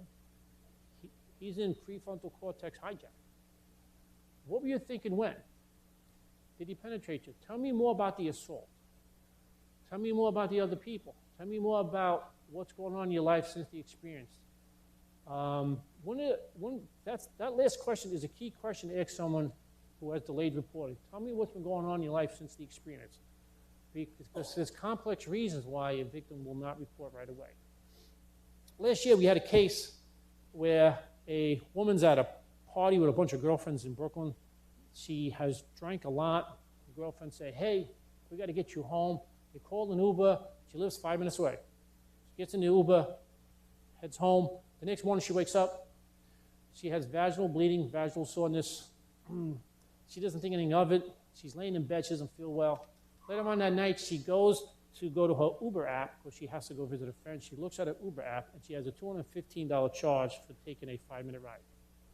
And then she looks at the route. The Uber app shows the route that you go. And the route takes her from Brooklyn into Manhattan, into Jersey, where it stops, and then back from Jersey into Manhattan, into Brooklyn, to a house. And so she goes, good God, I was overcharged. She calls Uber. Uber refunds her the money. She meets her girlfriends that night. She doesn't feel well. She has these pains, and she speaks to her girlfriends, and the girlfriends say, we think you were sexually assaulted. Why did the cab take you into New Jersey? So she calls the doctor. The doctor says, going to a hospital, goes to the hospital. The hospital does a sex offense evidence collection kit.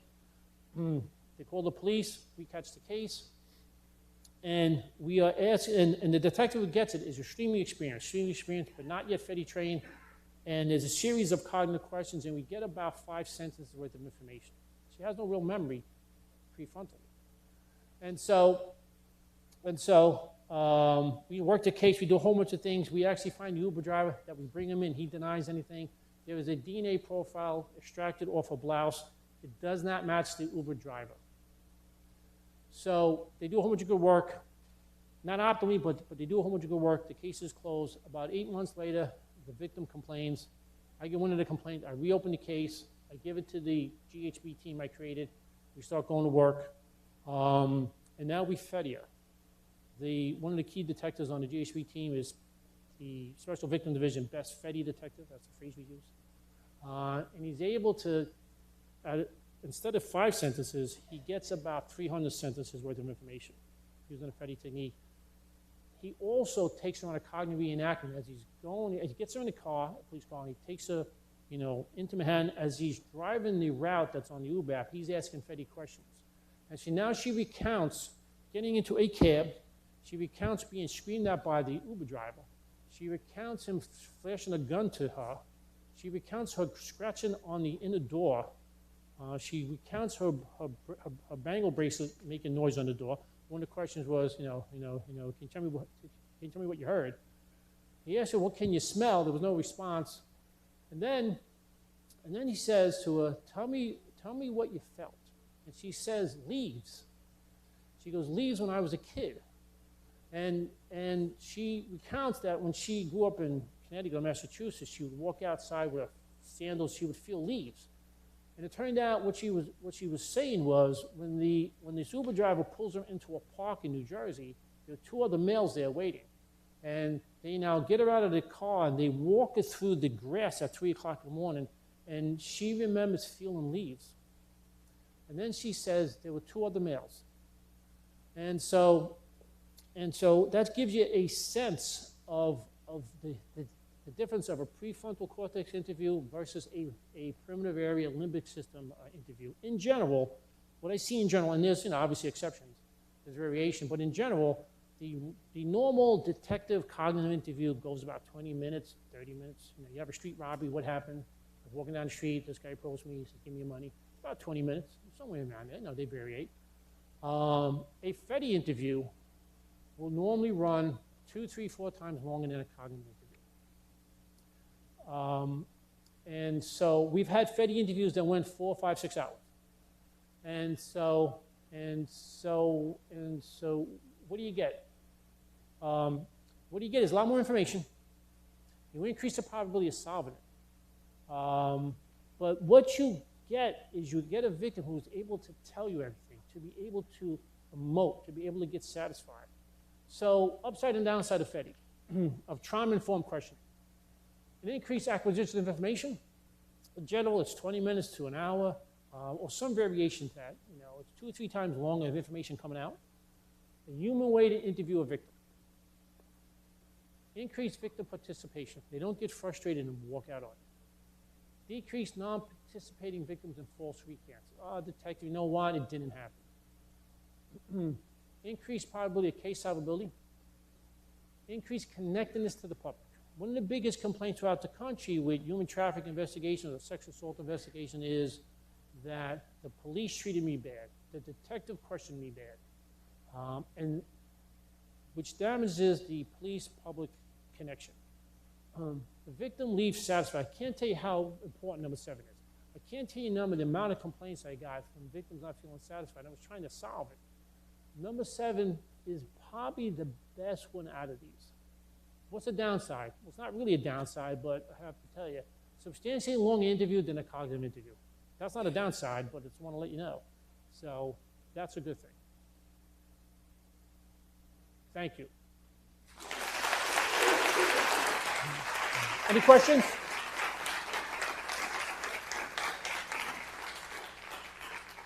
Real quick, any questions? Hey, thank you.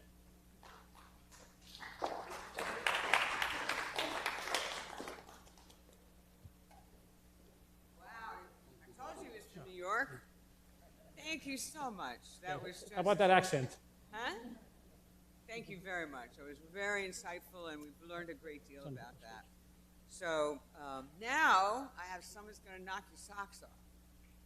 Not to say that you didn't, Mr. Osgood, but she is just an amazing speaker.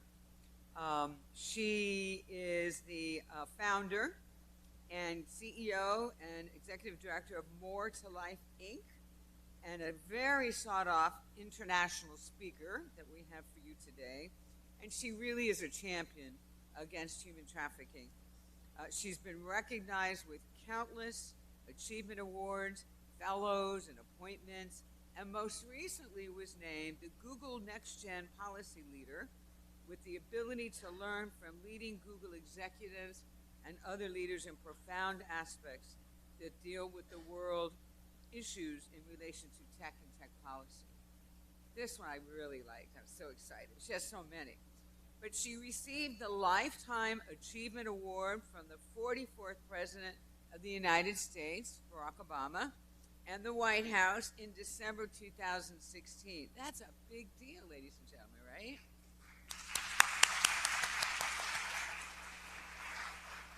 And then recently, she was telling me as she was coming in, and I've met with her before. You're just in for such a treat. She's been in my office, and we're doing some things together. She recently received the Department of Justice's Advocacy Award. And she also received an award from our Attorney General, Pam Bondi, former Attorney General Pam Bondi, from the governor and the cabinet. And then get this one, she recently had a speaking engagement at a conference in Chicago where she keynoted before Ashton Kutcher. and I heard she was great. So, ladies and gentlemen, would you please welcome our good friend, a survivor of human trafficking, who's turned thriver with a capital R. Thank you so much for being here.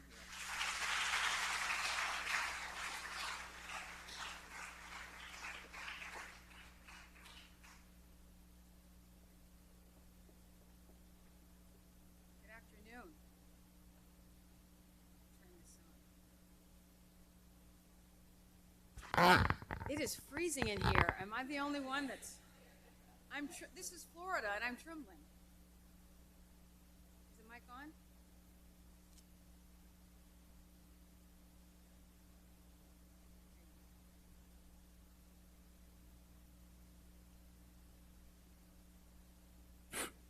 Check 1 2. All right, that was a wonderful presentation. Thank you so much. Thank you. Catherine Fernandez-Rondo, Madam, thank you for this incredible summit. Alicia Priovolos, thank you for the work that you do. I want to say hi to Dr. McGrath, who's here. We do a lot of work with Citrus Health. And also some of the More to Life team is here. Just stand up really quick. Some of them came up. Say hi.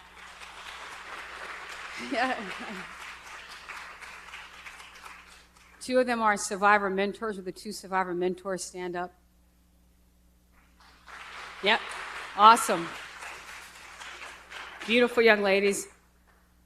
So I have 30 minutes to kind of go through the program that we started in Florida and that we also launched here in 2018, Restorative Justice and Demand Education, which is about prevention. So I really want to focus on technological prevention in terms of the buyer side.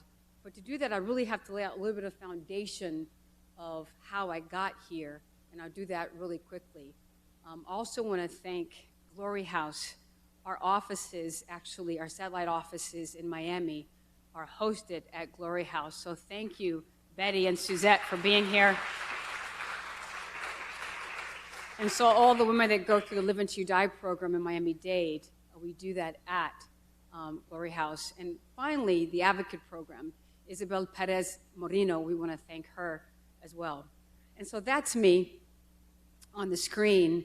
And I kind of want to talk about a little bit, when I survived human trafficking and I was rescued, similar to 90% of the victims who don't tell, I didn't tell. Subsequently, I met actor John Voight when I was putting my life back together. My mother was a scholar. I come from a long line of very educated individuals. We're African American, we're Czechoslovakian Jewish, and we're all mixed up in there. I do consider myself, obviously, a black woman, but as most black people in the United States, we were mixed up a little bit. And so my mother was an alcoholic, but she was a double master, she was brilliant. And so in my family, we didn't talk about what happened outside of the household, similar to many of the victims we serve, peradventure similar to some of the violators we also serve. And so my mother was beat to a pulp often. And eventually, about 11 years old, I was really brutally raped by a much older individual, a friend of my grandfather's. After that, I ran away. I'm not going to tell you my story today, really, but after I ran away, I was trafficked and picked up by a bottom girl and a pimp who my best friend and I thought were really nice people. I was a straight-A student, I was a science buff, I was an athlete, and I was a virgin before the rape at 11. And so I didn't really understand a lot about boys and men, and it really wasn't something on my mind. I thought that I could push it down and pursue dreams. When I was a little girl, I wanted to be a scientist, I wanted to be an actress, and I wanted to be an author, and I wanted to do a lot of stuff because kids want to do, hopefully, lots of things. And so that is kind of my story.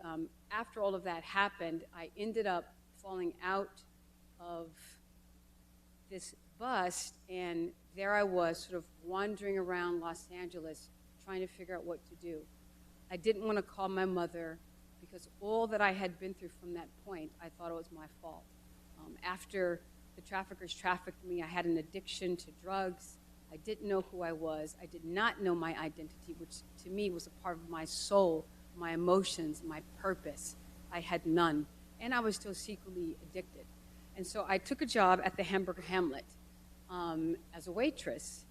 And actor John Voight would come in every morning and order pancakes. It was one of his favorite things. He's one of my closest friends and mentors today. I have many. And he thought there was something interesting about me. I was very shy. I was afraid. I did my job. I didn't speak too much. And he was an older guy. He wasn't that much older then as he is now, right? But he seemed like an older guy, and I just thought, oh my God, he must be a dirty old man, because I hated men at this point. I had zero trust. And as Dr. Brenna Brown says, who we all love so much, I know that I do, vulnerability was not something that I possessed any longer. And if you don't have that, and if you cannot trust, you cannot make it in society.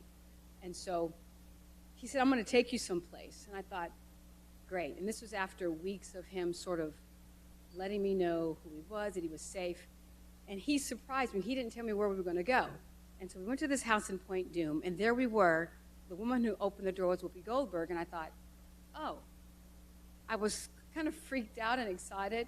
And she said, sit down, Brooke. And there was a bunch of people there. It was her birthday, so I sat right on the floor.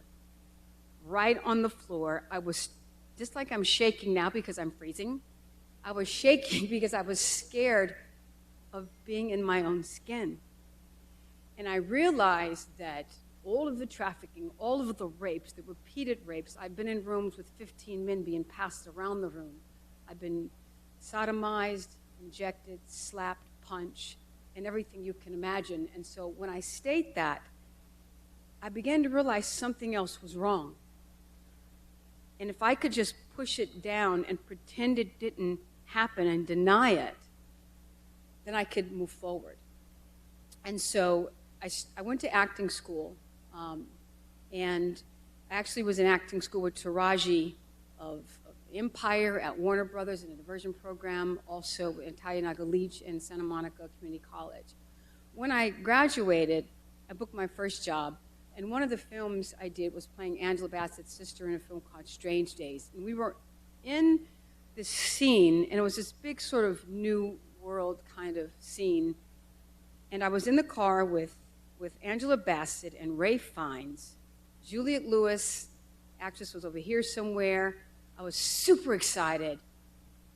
And I started having all these triggers that I didn't understand.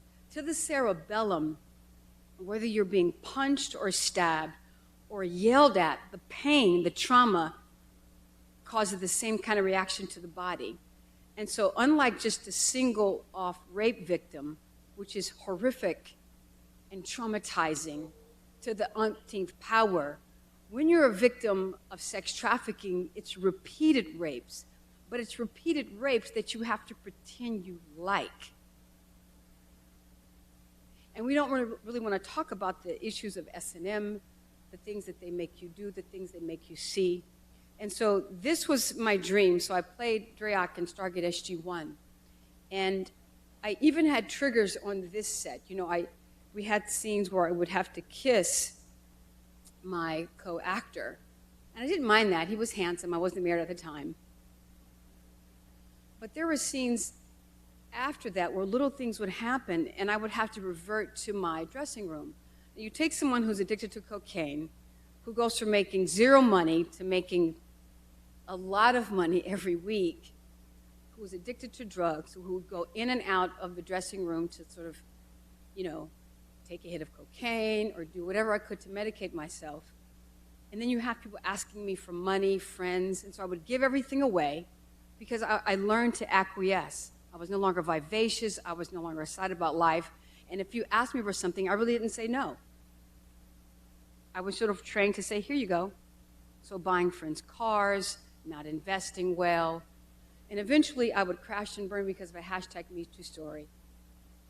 And I moved out of LA, and I pretty much walked away from my dream and my passion because I was crippled, I think, with behavioral issues because I was uncomfortable with being me. And I was found on Sunset Boulevard. I had went to this club. I spent a bunch of money, and I was found, I had been raped. I was found on Sunset Boulevard on the street with my front tooth knocked out, beaten to a pulp. because I could not discover what was wrong with me and who I was. It was at that time when I talked to my brothers and John and other mentors, Dr. Beverly Ben Prophet. I had just recently gotten born again, created a relationship with God. And I moved away and I bought a house. And it was there that More to Life was born. And so when we talk about prevention today and our program RJET and our new app coming out, I wanted you to know the why. Because the why is significant, because I believe in the legacy of fatherhood. And there has not been a moment where I was raped or violated that it was not a man. It was a man.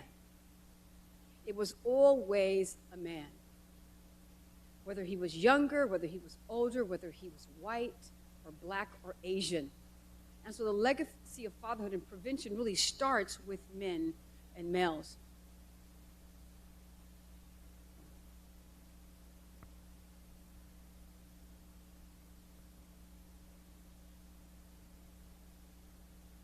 This is just some of the roles I've played.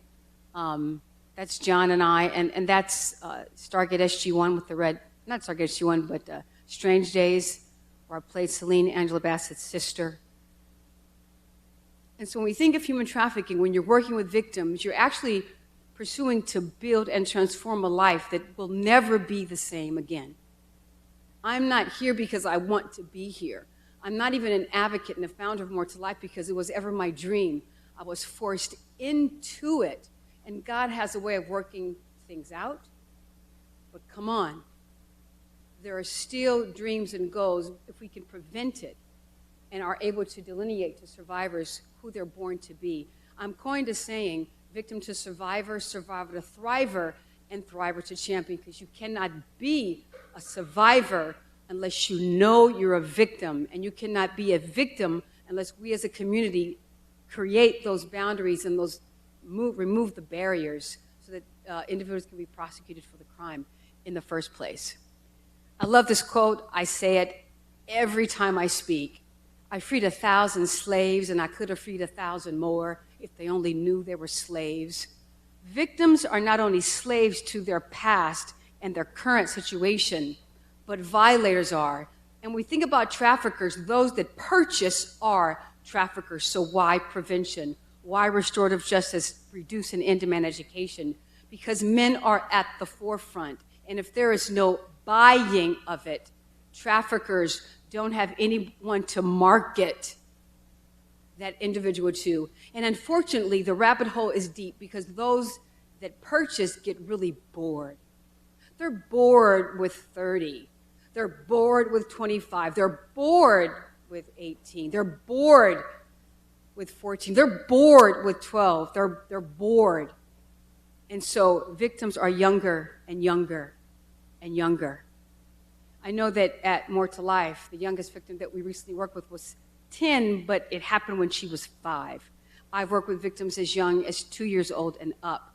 And the youngest trafficking victim I know, sex trafficking victim I know in the nation, is 4 months old.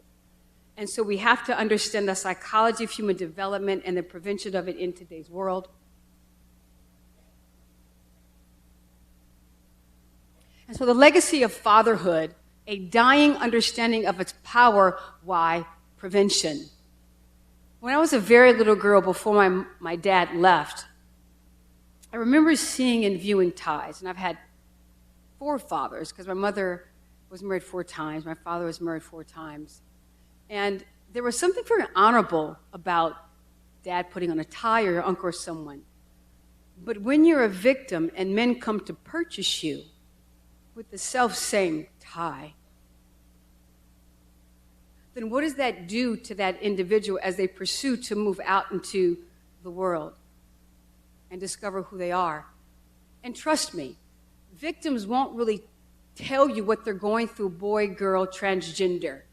And so pursuing to put them in therapy, provide education is not really enough. There's a spiritual component, there's a building and discovering of one's identity, there's the purpose and promise to discover who they really are and not limit them. Oh, you got a job, it's at Wendy's. Great. When they are believing for so much more. And they're afraid to say, you know, I have a GED, I didn't graduate high school. They're very ashamed of all of that, and they may never tell you that. And so we still have to assist them so they don't have the failure to launch into being and doing something extraordinary. So why prevention? I remember learning to tie my shoes.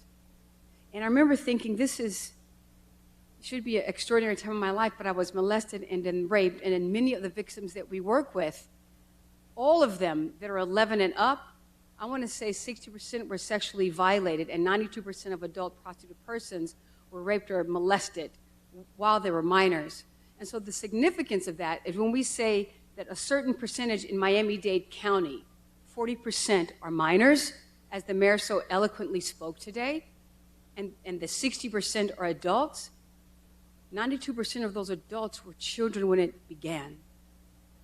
And when we think of that understanding and their psychology, we could say, in that emotional sense, that 100% of them were minors in some capacity. And if we can have that type of compassion and not judge, then we can really do more. And so the meaning of loss in violent trauma, the ability to critically think, is a dying art because of technology today. And we understand that in terms of the iterations of tech and what's happening. And I was out the other day at a nice restaurant with my husband, and I looked over, and obviously there was a whole family there. It was a beautiful place, and everyone's on their phone. I mean, everyone is looking down because we get addicted. We want to talk about the idea that 200,000 violent images a youth sees in today's world by the time they're 18. And so when we think of all that, we have to think of prevention in every aspect. And so in my life, everything that happened went from freedom to bondage. I was completely unlocked. I was enslaved, and I didn't even know it. And so the identity of truth and justice negligence. I was in Las Vegas a few weeks ago keynoting at Mass Torts Made Perfect with 11 Papantonio law firm. It's this large sort of conference with sort of mass tort attorneys. And the idea there in some aspects is to add human trafficking victims to a class, to pursue more class action suits, which I think is important. But on the other side, we don't want to sue our way out of everything. We also want to get big tech to the table and others to mitigate this issue in other ways. And so I always say, if I didn't see it, how can I become it? And so when you're a victim, if you're not seeing, if you didn't see, if you don't understand, here's a good example. We have a case of a girl who came into the center. A judge said that there is no way she's going to get her children back. She was trafficked by her father, and then her 3 children were trafficked by the self-same father. She was kind of had a little way that she kind of walked. She kind of was pigeon-toed. It's like, I don't know what I'm going to do, I don't know. What do you want to do when you grow up? What do you want to be? I don't know, She has this sort of vernacular, this disposition, something that is not the identity, because she's a smart girl. And so this was all perpetrated upon her as she grew up. And so when we see individuals like that, we assume, well, that they're from this part of society, and we judge them. Or they're from that part of society, and we judge them without the propensity of seeing who they really are to become. And so we have to give that to them through technology and through the services we provide. And so in the process of me building my life, I had flashbacks, but I continued in therapy. And the view of trafficking today is very different than it was 10 years ago, very different than it was 30 years ago. And 25 years ago, no one even knew what it was. 10 years ago, some people didn't even know what it was. And so we created an app. And the reason the app is so important is the first anti-trafficking app. It's a global app. And I partnered with Kevin Angel, who created See Something, Send Something app. And so it's tip reporting, facial recognition, the ability for it to provide services to victims, not in addition to resources and e-learning to law enforcement, HR departments, educators and school teachers like those that I was before at the ASCD conference in Chicago with Ashton, which is extraordinary. It is the ability to journal and to chat with survivors, to have geofencing. So if you're case managing and mentoring a victim or survivor or a high-risk youth, you actually know where they are. They have a safe place to fall. They have e-learning and resources that they can lock into. And it is an extraordinary piece of technology that we've been soft launching. It actually comes out in 2 weeks. And most of the applications that I've been using that I created over the last 12 years within a system, we built it, is really, really expensive for nonprofits. And so this application for those that we serve and for high-risk youth, the cost is much lower, and I think it's significant because the facial recognition, the geofencing, the compliant ability, and the global user-friendly aspect, in addition to it being adaptable to all of your needs, is significant. And I think it's important for law enforcement, for the state's attorney's office, and for those providing services. And I'm going to get into RJIT so we can talk about the idea of what restorative justice in demand education is. But to do that, I have to talk a little bit about pornography and why RJIT teaches pornography prevention. And I also want to say that right now, restorative justice, we offer it at a low cost in Miami-Dade and all of our counties. But within 4 months, it's going to be fully 100% online as an LMS, which is a learning management system. So the individuals, we've had, I think, a few cases, Stephanie and Alicia, that they lived in Boston or lived somewhere else, and they could not come back for this crime that they committed in our county. And so we provided that through them through a webinar process using Zoom. But that won't have to take place anymore because it'll be 100% online. So those individuals within Miami-Dade County that take the course, they'll actually take 5 hours of it online in any language that they desire at their leisure, and then we'll still come in each month and do the in-person groups and the one-to-one mentoring with them, in addition to the Live Until You Die program. And so I think that's extraordinary.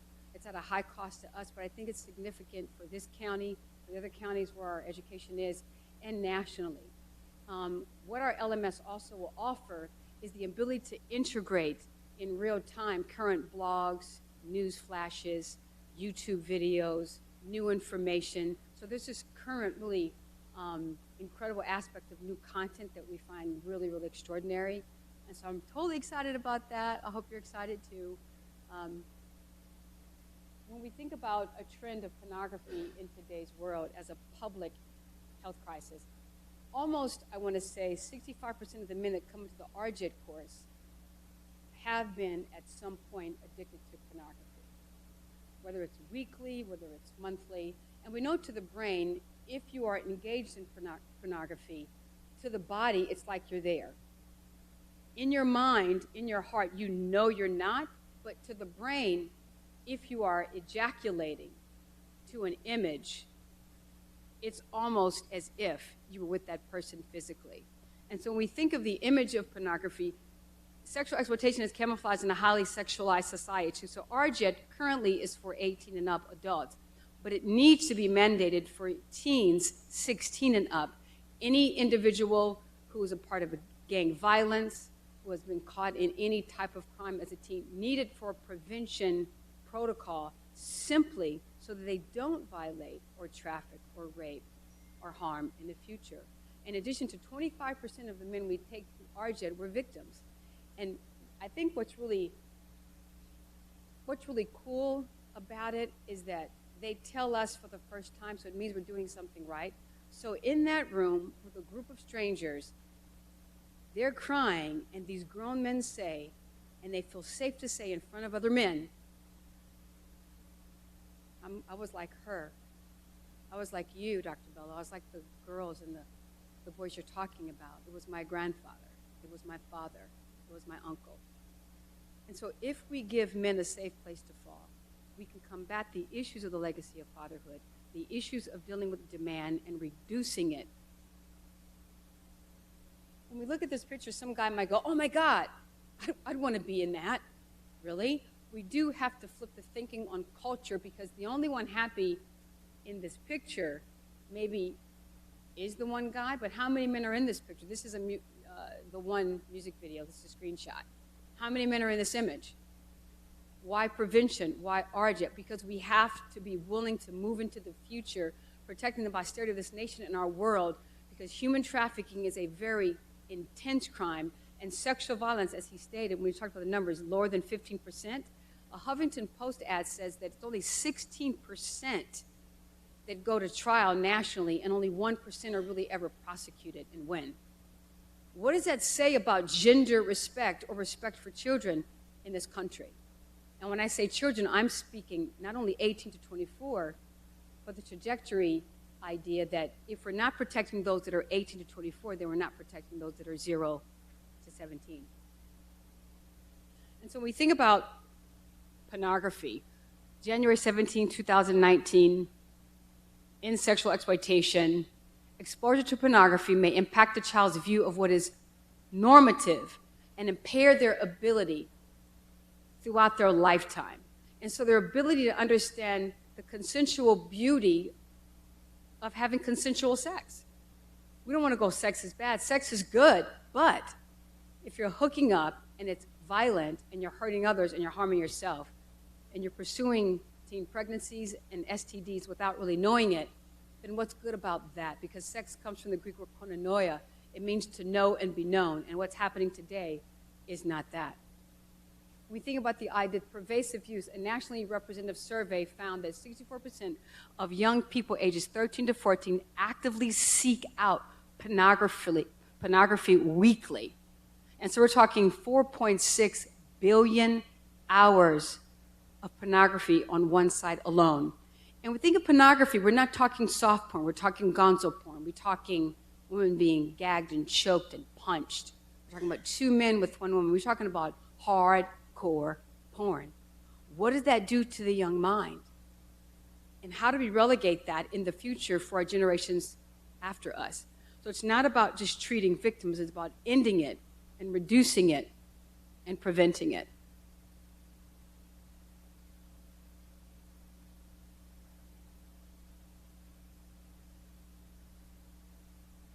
I'm clicking, but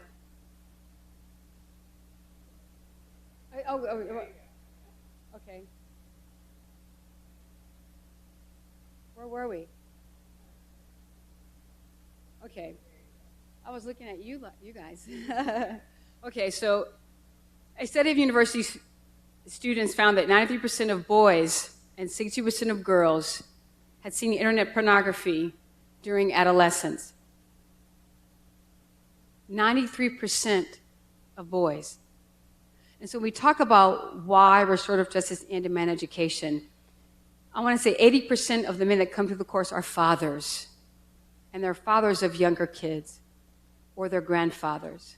And so when they learn and they're passionate about coming out of that course, they're going to delineate that to the children in their life, because they always say, oh my God, I wish I would have known this a long time ago. And so it's profoundly significant. I know I wouldn't be here. My father died last year on Father's Day, and he was a Vietnam vet. He won the Congressional Medal of Honor, and I didn't really get a chance to meet him or know him until later in life, and he became my best friend. And I could make $50,000 a week in Hollywood. I could have all these incredible people around me, and my dad could just say, oh, baby, those are some really nice new shoes. You look gorgeous today. And he'd lay me out. I'd have a smile from ear to ear. Just, even if I think about him telling me something today, there's something about a man of honor in our lives. Would you guys, even men and women, isn't this something when your father really honors you? We know how wonderful women are. And so we think about paid sex and behavior. This is Alex Trudeau of Demand Abolition. We know that 50.7% browsed online paid sex. And so this is in today's world. Very few, and this is a current study, drove around, and those that drove around at 25.3% also searched online. We also know that contacted someone on that ad that they found is 41.3%. And then showed up from a paid ad online, 22.8%. And Alex Trudeau is one of the foremost individuals on demand in the nation. I want to say that these are statistically the prices that are paid in all the demographics around. So basically you're seeing dollar amounts, true dollar amounts depicted in our country today of purchasing a human body, whether a child or whether an adult, in each scenario. And so we don't want to be sort of blinded by the idea that it's something simple, but it's extraordinarily violent to think you can purchase a human being for what is not sex at all, but a type of rape. When we think about the dollars, why RJED? So 2.1 billion buys monthly. And that's the one thing I want to focus on as we get into the program. 25% of active buyers report purchasing weekly or monthly. Those transactions account for nearly 75% of all violators. The reason this is significant, because with programs, with buyer programs, those are the main guys, that 25 to 30% are the main ones violating. Those are the main ones purchasing. Those are the main ones being charged, and the main ones, if they're discovered, that they would be prosecuted. If we can get that 25 to 30% with programs like restorative justice and education that we do with the State's Attorney's Office of Miami-Dade and the Advocate Program, then we can put a 75% dent into the demand of human trafficking, prostitution, particularly in the country. We look at the behaviors that we teach in RJED and why it's significant. Many of the beliefs of buyers, guys being guys, and taking care of their physical needs. So we haven't done enough in community to teach men and boys and girls that prostitution is actually a federal crime. Prostitution is a victimless crime, they think that. Tolerance towards infidelity, and provider enjoys sex and shows it as a profession. These are the beliefs of buyers. Their behaviors, they are likely to have had an affair. These are stats. Watched porn in the past 12 months, likely to have contracted an STD, and lack of impulse control.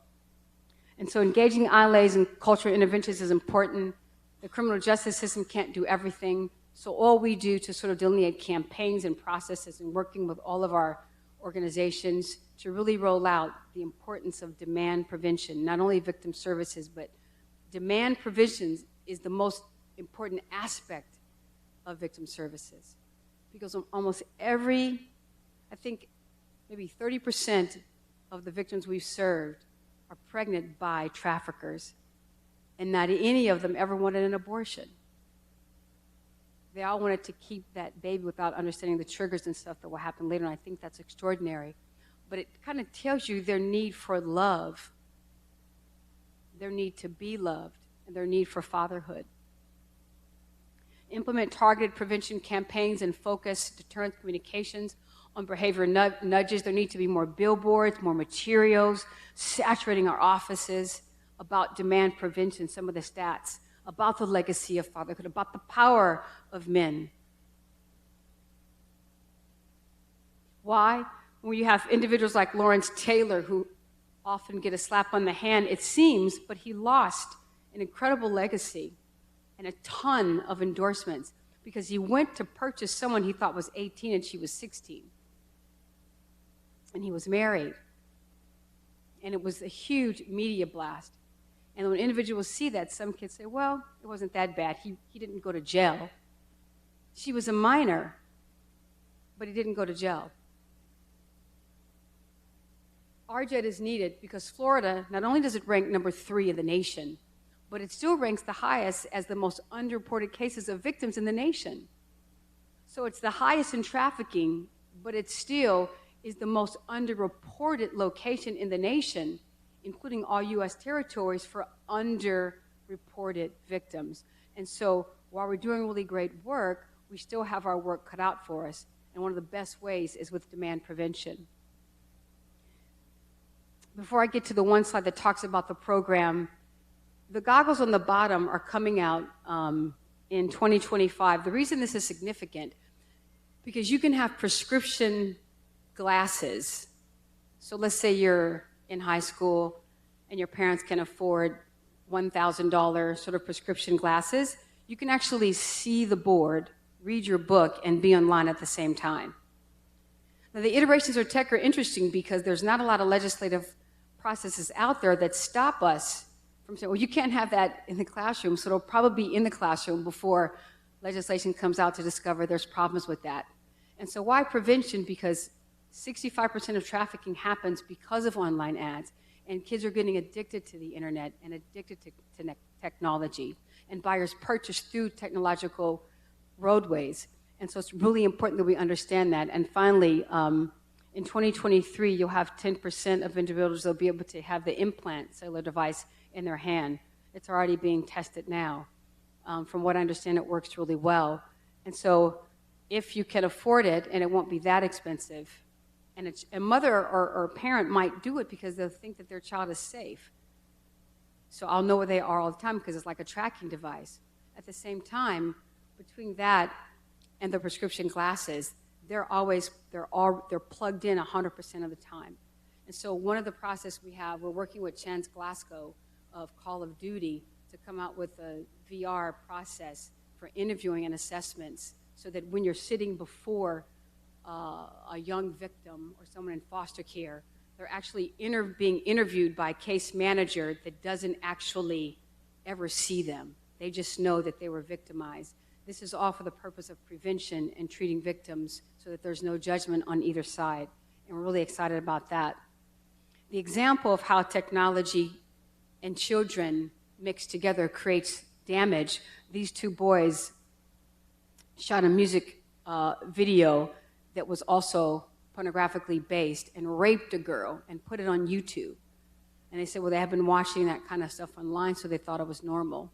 15 years old, hockey players, look like, two pretty young, nice guys, but just sort of brainwashed through this process of technology. And I love technology, but we have to think about the harms and prevention.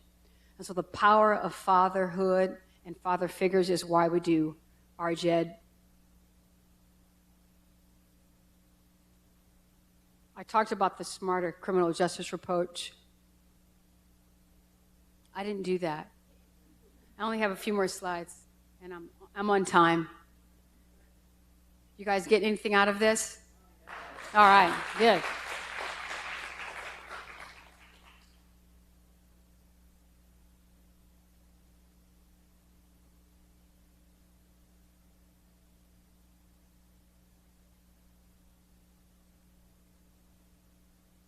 I'll start singing a song in a minute while we're waiting.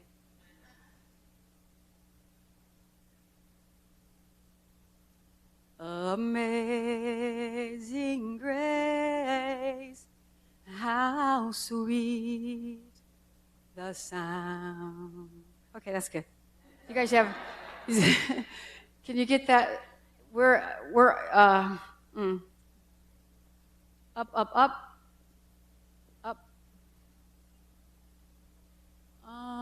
Right there with the brain, the little brain part. Yep, a few more.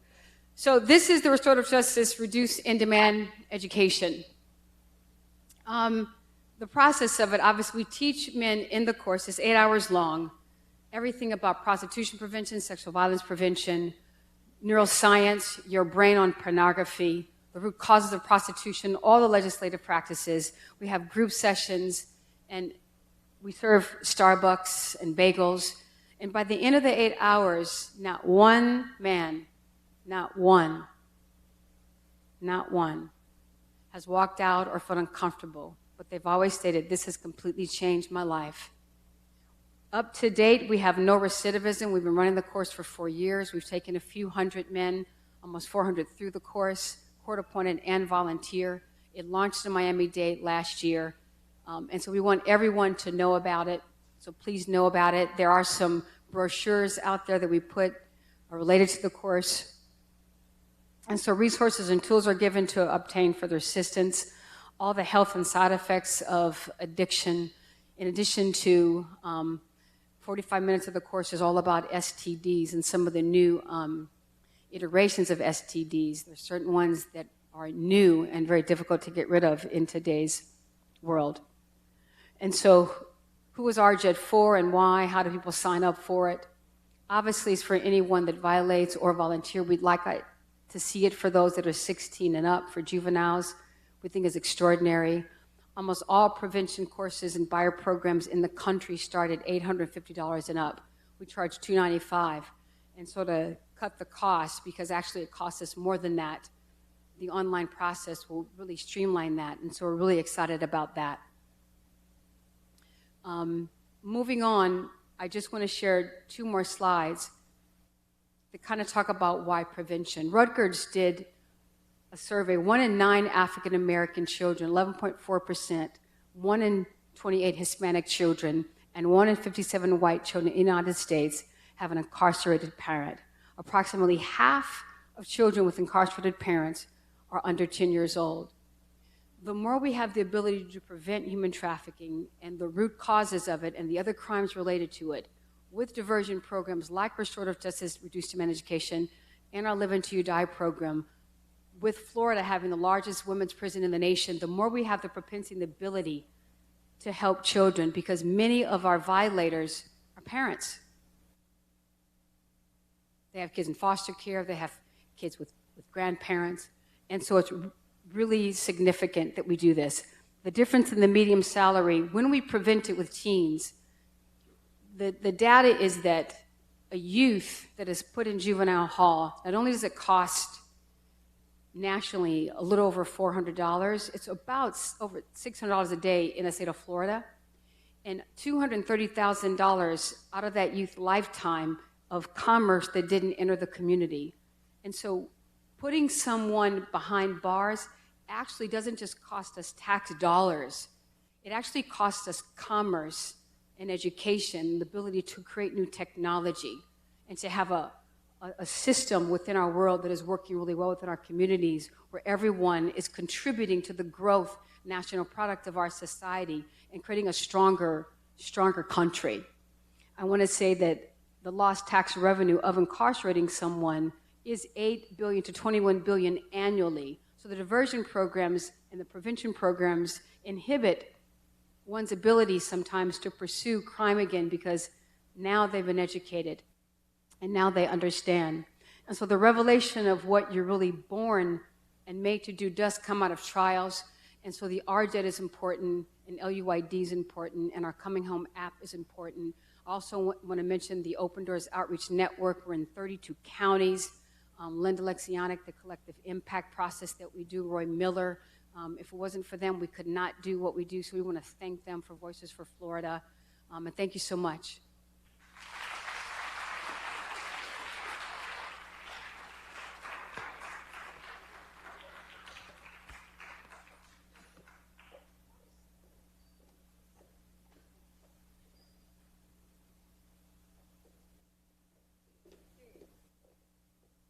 You can see why we partnered with her and her program, right, for the defendants that are coming through our system. We're so excited about what we will be able to do on the Demand John side as we move forward. And thank you so much, Dr. Bello, for all your good work and for the insights that you've shared with us today. And I'm really proud to be your partner. Okay, so last but not least, I can see people getting up, moving around. It is cold in here. It is. I asked somebody to see if they could turn it down just a tad. So meanwhile, last but not least, is a very special person. His name is Rodney Barreto. And Rodney is the president and CEO of the Barreto Group, Inc. But in my world, more importantly, he's a good friend. His father and my father were friends way back when. And he is also the chairman of the Super Bowl host committee for 2020. So before you got here, Rodney, we talked about how we're all working together, and that's our focus for the next 10 months. Just a little bit about him. He's chaired the Super Bowl host committee in 2007, 2010, and now again in 2020. And during his tenure, Mr. Barreto helped raise more than $50 million. Did you get that, Kathy? $50 million in dollars and in-kind contributions for the Super Bowls. Mr. Barreto's been involved with the Super Bowl since 1989. I didn't think you looked like you were around in 1888.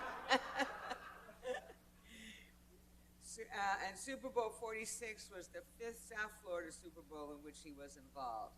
His exemplary leadership has earned him numerous appointments. For example, former governors Jeb Bush and Charlie Crist appointed Mr. Barreto to the Florida Fish and Wildlife Conservation Commission, where he served for 10 years. He did a superb job, and our office worked very closely with him. And he was also established in his name was the Rodney Barreto Award, given to an Employee of the Year for outstanding achievement. He's a member of the Florida Council 100. He also serves on Miami-Dade County Mayor's Jimenez's Business Roundtable, Miami-Dade County School Superintendent Cavallo's Business Advisory Council, the Bonefish and Tarpon Trust, and the list just goes on and on. So I just want to thank you so much, Rodney, for taking time out of your very busy schedule. And by the way, he was also on Governor Ron DeSantis' inaugural committee. So, ladies and gentlemen, our chairperson, please welcome him.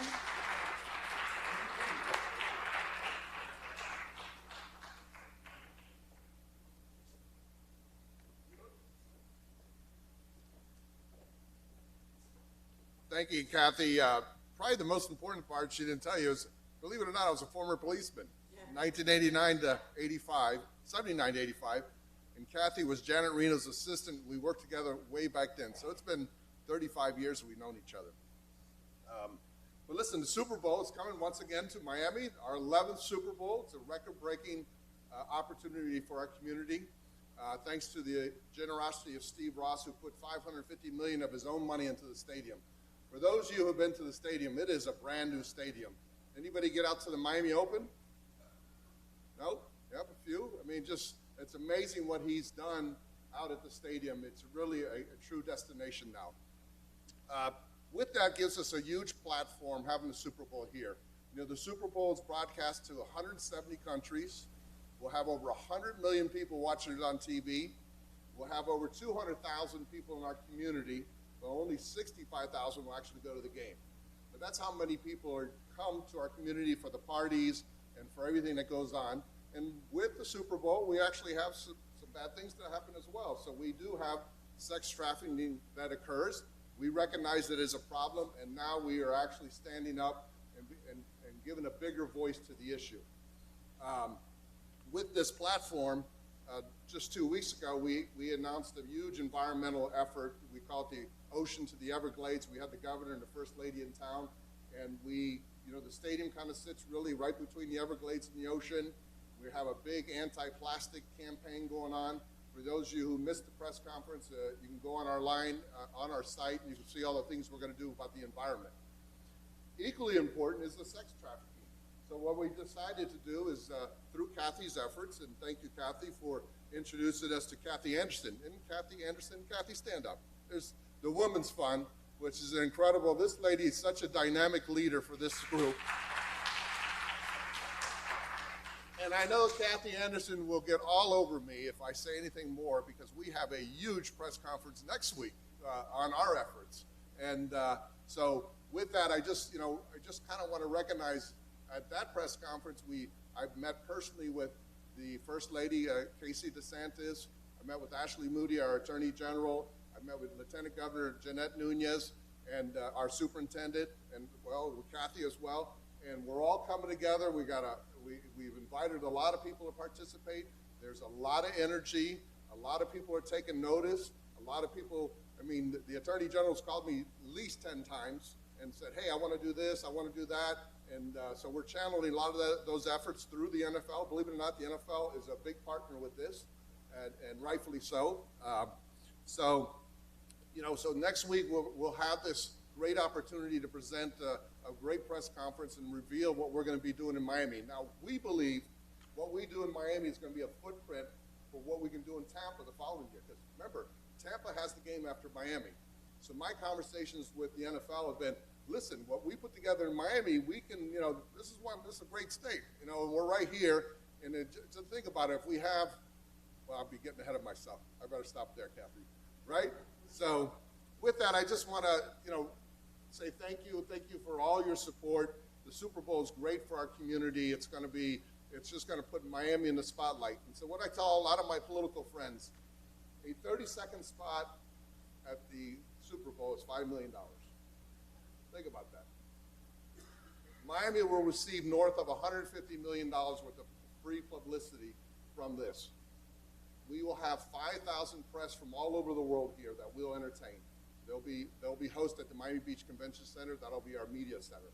And they'll be doing it. They can only talk about football for so long, and then They'll be talking about the Everglades. They'll be talking about sex trafficking. They'll be talking about a whole host of other things that we're going to spoon feed them to talk about. So with that, I want to just thank you for allowing me to say a few words. And Kathy, thank you for having me, and good luck with everything.